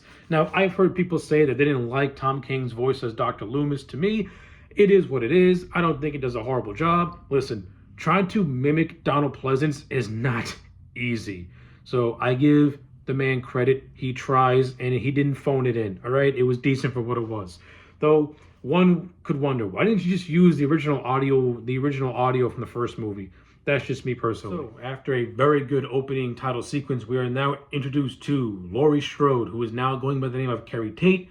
It's revealed that Laurie is in a witness protection program, and is also the headmistress of a very posh California college. And we find out that she has a son, John Tate, played by Josh Hartnett. So I'm going to say this. This was John Hartnett's one of his very, very, very early roles, and I ain't going to lie. I thought Josh Hartnett did an actual good job as the character of John Tate. He has the personality of Annie, which I like because Annie was a good character from Halloween 1, but he has the personality of Annie more than the personality of Laurie, and I like how these conflicting personalities butt heads with one another. It's clear that Laurie is suffering from PTSD. This was the first movie to explore the idea of Laurie having PTSD. Halloween H2O did it its way, while the David Gordon Green movie in 2018 did it their way. So basically, Laurie's PTSD and Halloween H2O is that she's having trouble reconciling the fact of Michael being dead, and that she still lives in fear that he will come after her, to the point where she had to change her identity as a way to hide from him. Like, this is a woman who is hiding from her past, not embracing her past. The Laurie, and I like how Jamie Lee Curtis plays Laurie in this movie as being, she's scared, she's timid, she's having it causes her to have a very rocky relationship with her son. It borderlines on them almost having it can borderline on these two almost disowning each other, because Laurie has let Michael consume her life so much that her issues bleed onto her son, to the point where she's too overprotective of him. I like it. It leads for some good family drama between the two, and I think Jamie Lee Curtis and Josh Hartnett do have some decent on-screen chemistry with one another, and I think their performances are some of the strongest ones in this movie. So aside from that stuff, which I think is actually really, really good, you also have a decent supporting cast. You have Michelle Williams, who plays the character of Molly. I like Michelle Williams in the movie. I think she's very good in it. I like the character of Molly. She is a modern 1998 update of what Laurie Strode was in 1978, and her and John are in a relationship. I think Michelle Williams and Josh Hartnett play good off one another, though I think their relationship is a little undercooked and it could have been developed a little bit better, in my opinion. But I think they're fine for what they are. I'm not bored by them, but and because they're strong actors, I can buy that they have a loving relationship. They're also joined by their two friends, whose their names escape me. Friends Sarah and Charlie. I think these two are throwaway, to be honest with you. Like Sarah and Charlie, they're like the modern version of they're like the modern day versions of Linda, PJ Scholes' character from Halloween '78. They don't really add much to the movie because they die. That's about it. Though Charlie has a couple of funny bits here and there. And Sarah, to her credit, she's not cringe-inducing, but they're forgettable. Like, Sarah and Charlie are very forgettable characters. They don't bring the movie down, but they're not interesting enough where you actually care about them is at the end of the day. However, a character that I do like, and I do think is actually really cool, is LL Cool J, as plays the security guard Ronnie. And I like LL Cool J in this movie. I ain't gonna lie. This is the best utilization of a musician / celebrity in a movie. They don't take up screen time, but at the same time, you actually like their character. And Ronnie has a little bit of a story arc where he's trying to write this romance novel, and his wife is totally against it. And I like it because you kind of feel for Ronnie. You want to see this man accomplish his dreams of writing this romance novel, but he has a bickering wife who keeps holding him down. And I like how he's not played as like a jerky type of character. I like how the movie portrays him having a little bit of an understated friendship with the character of John as well. Other people can say that Ronnie is a throwaway character, but I think it's the best utilization of a celebrity in a Halloween movie, to be honest with you. And LL Cool J just has a very likable charisma, and he's likable on screen. And he does have a pretty decent fake out death where he gets shot by accident, but then he's revealed to still be alive. And I like how he uses the him having a near-death experience to want to change his romance novel to being a romantic thriller. So LL Cool J for the win. Plus, he has one of the better scenes where he sees a creepy car outside the gate that's actually Michael's, and he goes to investigate it. It's actually a well-done scene, and it's decent. I enjoyed it. Like, Ronnie, to me, is a good character. He's a fun character. But that's not all. We also have Adam Arkin, who plays the character of Will, who is in a relationship with Laurie. Listen, the character of Will, he's just there. Doesn't really add much to the plot. I like Adam Arkin as an actor. I think he and Jamie Lee Curtis have some very good scenes together. But the character of Will is throwaway. Though he does have some funny scenes, I'll give him that. But one of my favorite characters and one of my favorite cameos in this movie is Janet Leigh. We get a Janet Leigh cameo in this movie, and she's playing the character of Norma, Why do I like this so much? Is because this role is a tribute to her role as Marion Crane as Psycho.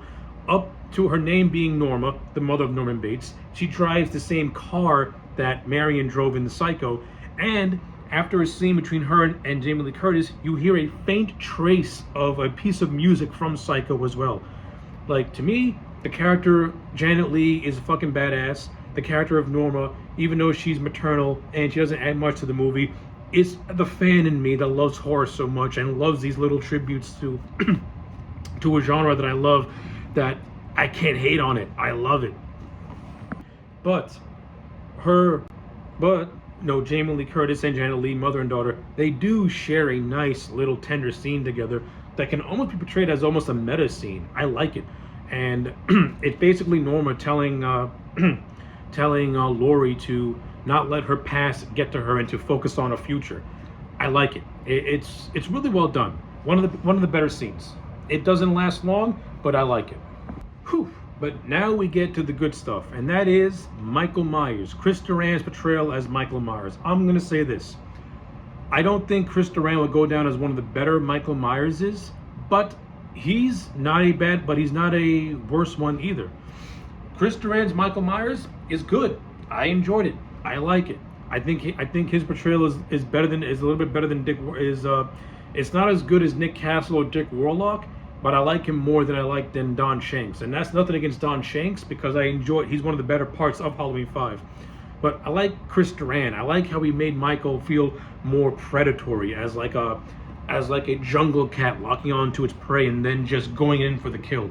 He gave Michael more of a hunter type of feel than an actual serial killer stalker type of feel. Like, he brought a little something different to the role.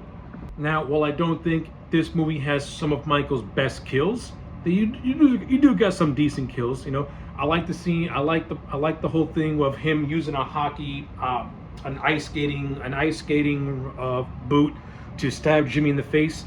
We don't see it happen, but we see the aftermath. The classic, knife slit on Marion Chambers. That was fine. You see, the thing with H2O is that you don't really see Michael do a whole lot of on-screen killing. You really more or less see the aftermath of his kills, and the aftermath of Michael's kills in this movie are some of his best. Like, especially where he kills the girl Sarah, and then he uses her as like a human lampshade, which is fucking grisly, but a cool image, but a really cool image.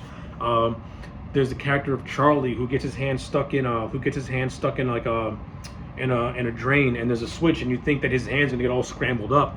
And the scene's actually really tightly directed, and it's actually very suspenseful because you're just waiting for Michael to flick the switch, but it never happens. Instead, once Charlie gets the can opener, he sees Michael, and then the next time we see Charlie, he gets killed with said can opener when Sarah finds him. Like I said, it's more like the aftermath of the kills is what you remember than the actual kills themselves. Because, to be fair, that actually goes back to the 1978 movie. Because when you watch Halloween 1978, you don't really see Michael do a whole lot of on-screen killing, and when he does, it's not really visceral stuff. He's mostly just strangling people. There's that one scene where he stabs Bob with the knife, but that's about it. That's like one of the few times where you actually, in the original 1978 movie, where you see Michael actually stab somebody. And you can apply that to Halloween H2O, though in this movie, you do see Michael do a little bit more stabbing, but the on-screen kills that he does, they're more tame, like, slitting a girl's throat or stabbing Sarah multiple times. This movie, you see more of that. But again, at the same time, you also see a lot of aftermath, which is also good to itself. So, as it can possibly be seen, I have a lot of love for H2O. This was the first Halloween movie I ever saw in theaters. I was 8 years old when this movie came out in 1998, and I saw this in theaters. And the theater experience that I experienced when I saw this was great, especially when you get to the last 20 minutes. People were hooting, they were hollering, they were cheering. It was like watching the Rocky Horror Picture Show in a way. And that's how good this movie was in 1998. That's how good this movie is now in the year 2025. Because to me, In my estimation, Halloween H2O probably has the best third act in any Halloween movie. I love how this third act starts off with Michael chasing down John, and Molly, and also chasing down Laurie. But what makes this third act the best is when Laurie turns the tables. All her life, Michael has been the stalker. All her life, Michael has been the predator.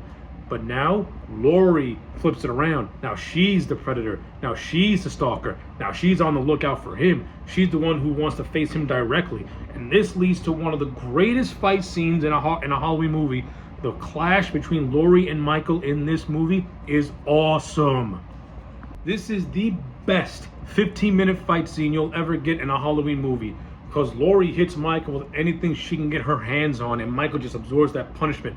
This is actually one of the first times where someone is actually taking the fight to Michael face to face, because prior to this, very few people have been able to face Michael face to face. Yes, you had Dr. Loomis who did it in Halloween 5, and yes, you had Tommy Doyle do it in Halloween 6, but that's because they sneak attacked him. This was one of the first movies where Laurie did it head on without sneak attacking. The fight starts with Michael trying to get Laurie from behind, but Laurie's like, nah, motherfucker, I'm gonna get you first. And this is also what leads to one of the most memorable scenes in the movie, where Laurie is hiding and is in this school auditorium, hiding under a bunch of desks, and Michael's flipping those desks over. As I said earlier, this is a repurposed scene from Alan McElroy's original script for Halloween 4. But evidently, Laurie wins this hand-to-hand fight when she stabs Michael with a flag post and he falls off a balcony, crash landing on a bunch of tables. And just as Laurie's about to do a final shot with the knife, she's stopped by LL Cool J. Like I said, he didn't die, the bullet just grazed him. But this leads to another... like, this ending just keeps on going. You think it ends with the fight, but no, it does not end with the fight. As Michael's being lured into an ambulance, Laurie commandeers that ambulance, and because she knows Michael's not dead, so she's driving the ambulance. Michael goes to attack her. Laurie stops short. Michael goes through the windshield, and then Laurie smacks his ass with that van. They go tumbling down. Michael gets pinned to a tree. His back is destroyed. And this is where Halloween H2O does a scene that Halloween 5 attempted to do, but didn't do it correctly. This movie did it the best. It's the infamous scene of Michael reaching out his hand and Laurie reaching out her hand. And it's one of those moments where the brother and the sister have a sort of bond, but it's not done in a way where Michael's humanized and starts crying, because you can almost interpret it as maybe Michael is using Laurie's feelings against her. But then Laurie takes an axe and chops the fucker's head off, and then boom, movie ends. The best death scene in Halloween history is Laurie taking the axe to Michael and chopping his head off. If this would have been the final Halloween movie and then Rob Zombie's remake came out 10 years later, this would have been the perfect ending to the Halloween franchise before getting the remake. This movie did what it needed to do. It reinvigorated the Halloween franchise, which by this point was just in the doldrums of horrible storytelling, bad decisions, and overall just the fans starting to just turn away from a franchise that keeps kicking them in the ass over and over again. The loyal fan base was tired of getting dick kicks.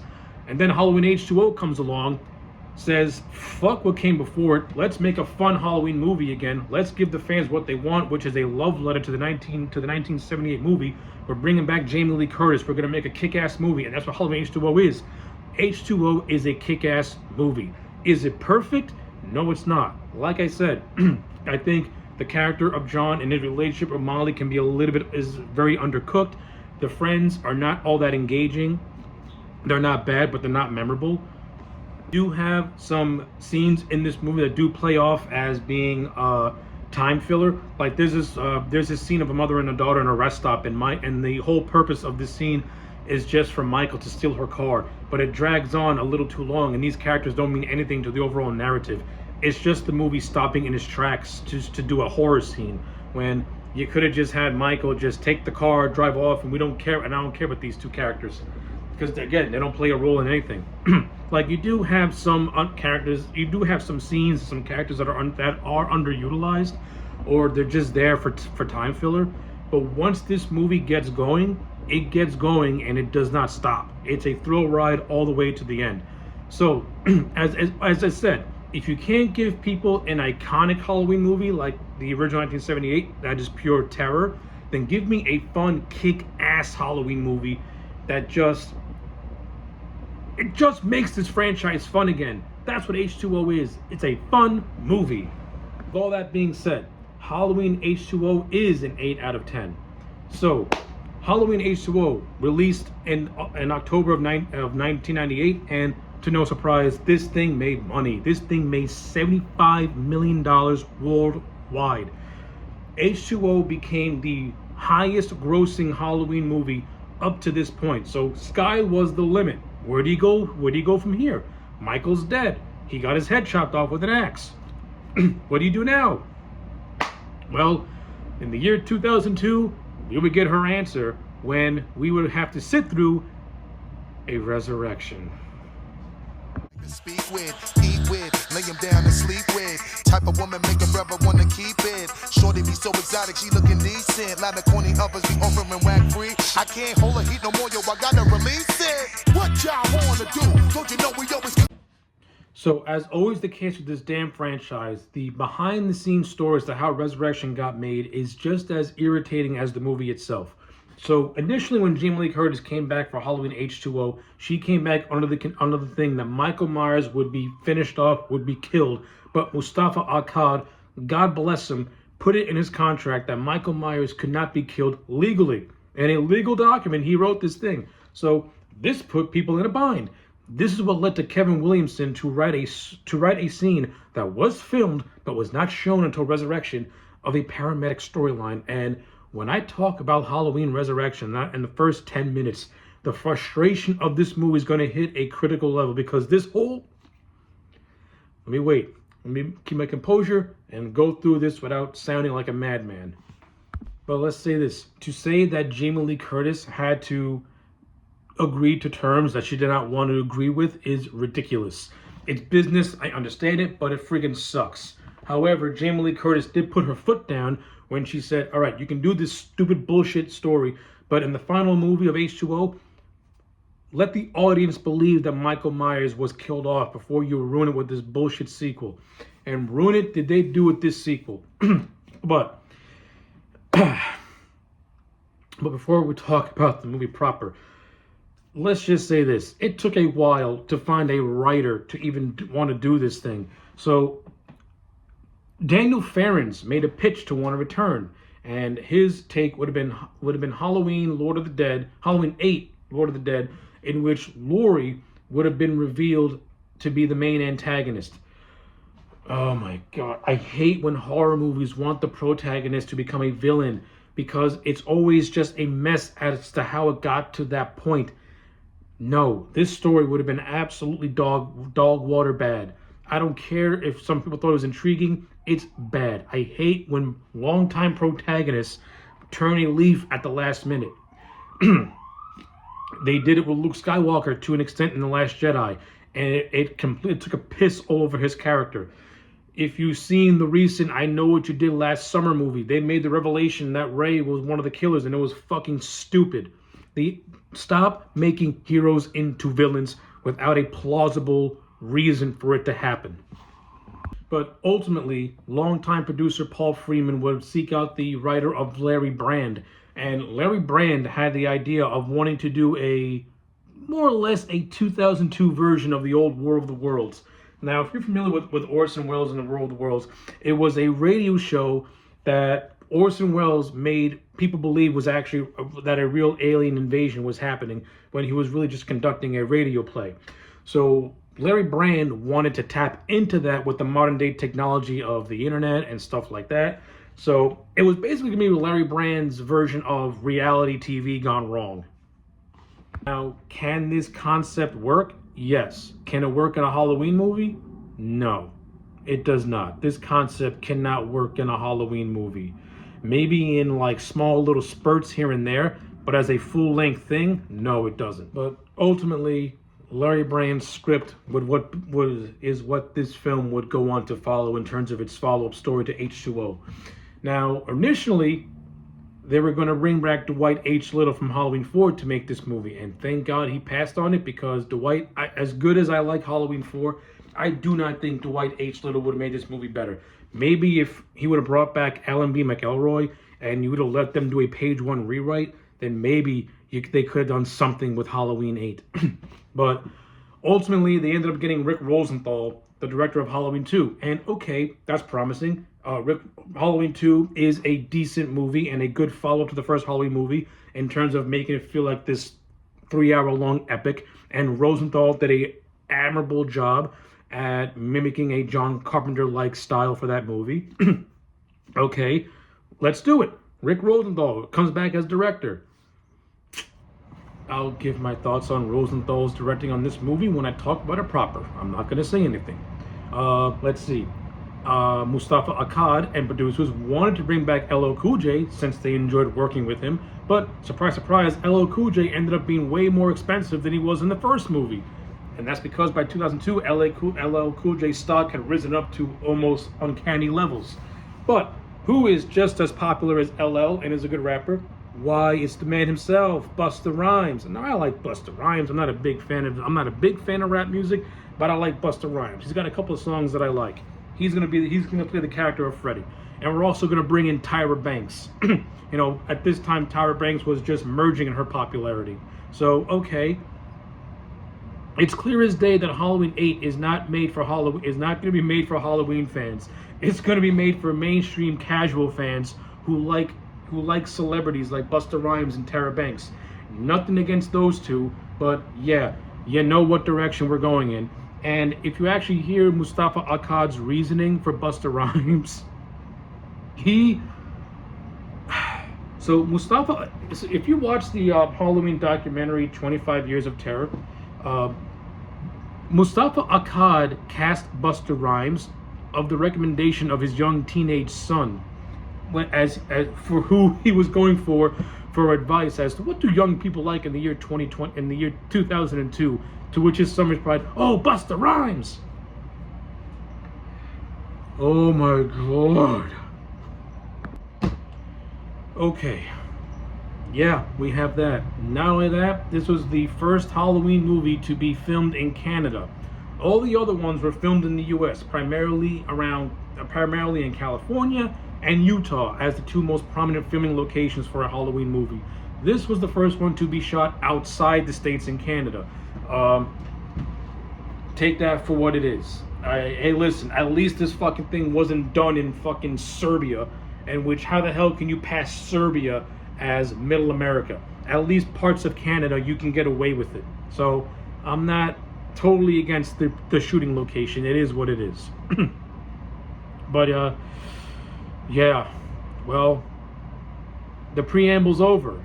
So now it's time to talk about Halloween Resurrection. This movie sucks. I have nothing nice to say about Halloween Resurrection. The first 15 minutes of this movie completely spits in the face of the ending of Halloween H2O. Halloween H2O had the most triumphant ending of any Halloween movie. Michael Myers was killed.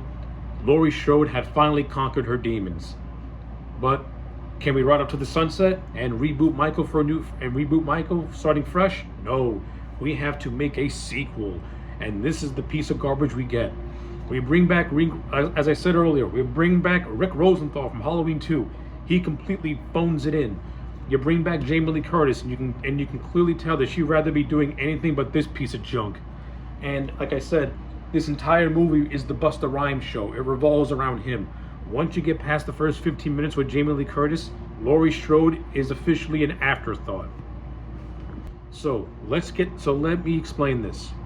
The whole paramedic storyline that I had mentioned was Mustafa Akkad's out to do this sequel. Now, when you actually watch the ending of H2O and how this movie retcons that ending, it makes no fucking sense. Because number one, a regular man is under the mask.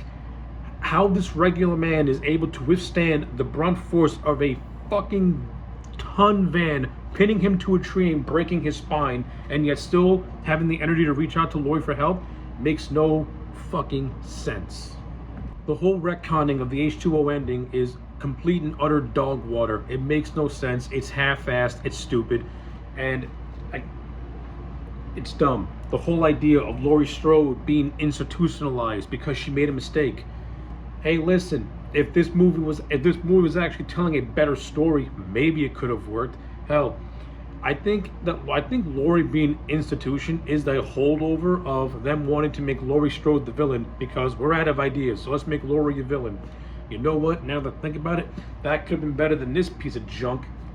But yeah, the whole thing in the institution is nothing. It literally just serves as an epilogue to Laurie Strode's story with Michael, and it ends on a whimper. It literally ends on a whimper. Like this movie did a piss poor job at making Michael's victory over Laurie mean something. Like this is the sister that he has been trying to kill since 1978. He finally does it, and the movie just does nothing with it. He kills Laurie and then he goes home. Okay, whatever.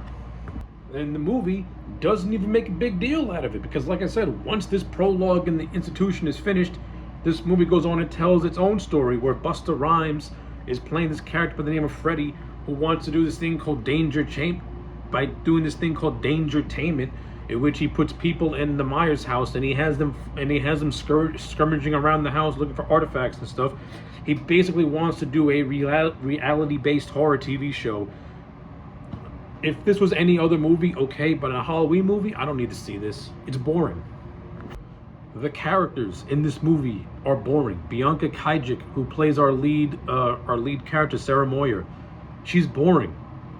Katie Sackhoff, who is a talented actress, she's annoying. I think another actor, Sean Patrick Harris, right? No, Sean Patrick Thomas, who plays a character called Rudy. Forgettable. He's forgettable. You have a guy who's in this movie who looks like Hyde from that 70s show, and that's his claim to fame. He looks like Hyde from that 70s show. And you have an actress who looks like a young Julianne Moore. They add nothing. Like I said, this movie has Tyra Banks. She plays Freddy's girlfriend and right-hand woman. She gets killed off screen. Nothing. Like I said, this whole movie showcases Busta Rhymes. Yes. This is the movie that has the infamous scene of Busta Rhymes karate kicking Michael Myers in the climax. This movie has Busta Rhymes karate kicking Michael Myers in the climax. This movie has a subplot of the character of Sarah in an internet relationship with a high school student. And she doesn't know that. I hate this movie. It's so fucking stupid. This movie thinks it's being clever because the high school student's name is Deckard. Now, if you're a fan of Blade Runner, that's Harrison Ford's character, Rick Deckard. Wow, very clever, very clever, very clever. I'm not laughing, I'm annoyed. This movie is annoying, it's boring, I don't like it. The kills are boring. Michael Myers, played by Brad Lorre. Nothing against Brad Lorre. He does the best with the garbage that he's given. He's plain. Like, this is probably the most forgettable performance of Michael Myers you will ever see in a Halloween movie. Like, Don Shanks is memorable in a bad movie, I might add. George P. Wilbur, up to this point, was the only actor to play Michael twice. He played by number 4 and he played by number 6. He's a good Michael. Dick Warlock, good Michael. Nick Castle, the OG. Brad Lorre, forgettable. Chris Durand, he wasn't all that great as Michael either, but at least he was memorable but at least he has some memorable moments as Michael. I can't name you one memorable moment Brad Lorre did aside Kill Laurie, because after that, Michael Myers feels like an afterthought in his own movie. It's like they just shoehorned him in there because they just need to have him do a couple of scenes and kill a couple of people just to call it a horror movie. This feels like a parody of a Halloween movie. You literally have a scene of Busta Rhymes dressed up as Michael, and then he bitch talks Michael, and Michael takes it like a punk and he leaves. Busta Rhymes bitches out Michael Myers. Michael Myers leaves like a woman, and Does nothing. If this was Nick Castle's Michael Myers, he would have pinned Freddy to a cupboard and stabbed him. If this was Dick Warlock's Michael, he would have sliced him. If this was George P. Wilbur, Don Shanks or Chris Durand, Busta Rhymes would have made it to the end of this movie. His character was initially supposed to die, but he scored big with test audiences, so the entire ending was reworked.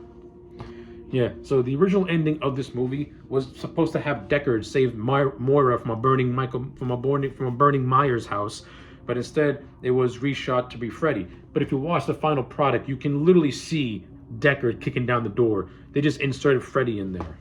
And this is where we get the whole trick-or-treat motherfucker. I'll say this though, at least the Myers house looks vaguely familiar to the OG Myers house from the old movie, and not like that, and not like Castle Dracula from Halloween 5. You have Thomas Ian Nicholas from the American Pie movies in this movie, and you have Thomas Ian Nicholas from the American Pie movies in here. He does nothing. He's great. He's good as Kevin. He's forgettable in this. Did I mention that none of these characters stand out? You have a decent cast of actors, and you do absolutely nothing with them. You have Rick Rosenthal, the director of Part 2, and he does the most minimalistic of work. Michael comes across as a drag. The kills are boring. The story is dull. The whole idea of these people being stuck inside the Myers house is not even remotely done in any interesting type of way. Why was this movie made? Like, seriously, why was Resurrection made? This is the most, like, this movie feels like a rights retainer. That's what this movie feels like. It feels like a rights retainer. Anyway, I'm done. I got nothing left to say about Halloween Resurrection. This movie is a 2 out of 10. I don't like it. It sucks. I'm going to say this. At least Busta Rhymes is entertaining. I'll give him that. Even though he's completely out of place in this movie, you can tell the man's having some fun. And you have maybe a few scenes that are okay at best, but that's about it. The rest of this movie sucks. So just like all the bad sequels before Resurrection, the franchise would once again be put into a holding pattern. I don't understand how Halloween can have a movie that can get you to the highest of the highs and then follow up by bringing you down so low that you want to throw in the white flag again. But with all that being said, the franchise are going to a holding pattern, and there would be a 5-year stretch where a lot of stuff would happen until the year 2007, when a certain Hellbelly would reinvent Michael Myers just in time for his 30th anniversary. And I will cover the Rob Zombie and David Gordon Green movies in part 2 of the retrospective. I've decided to split this thing up into two separate parts because this project has gotten much, much bigger than I initially intended. And now that I think about it, I think it's only right that first part just focuses solely on the original 8 Halloween movies, so that way the second half can focus on Michael from 2007 to 2022. I think it gives a chance for me to deep dive into the last 5 movies in more depth and not have to speed run, much like I did with the first half. So stay tuned for October 31st, because that's when I will drop part 2 of the Halloween franchise retrospective. What's the boogeyman? As a matter of fact, it was.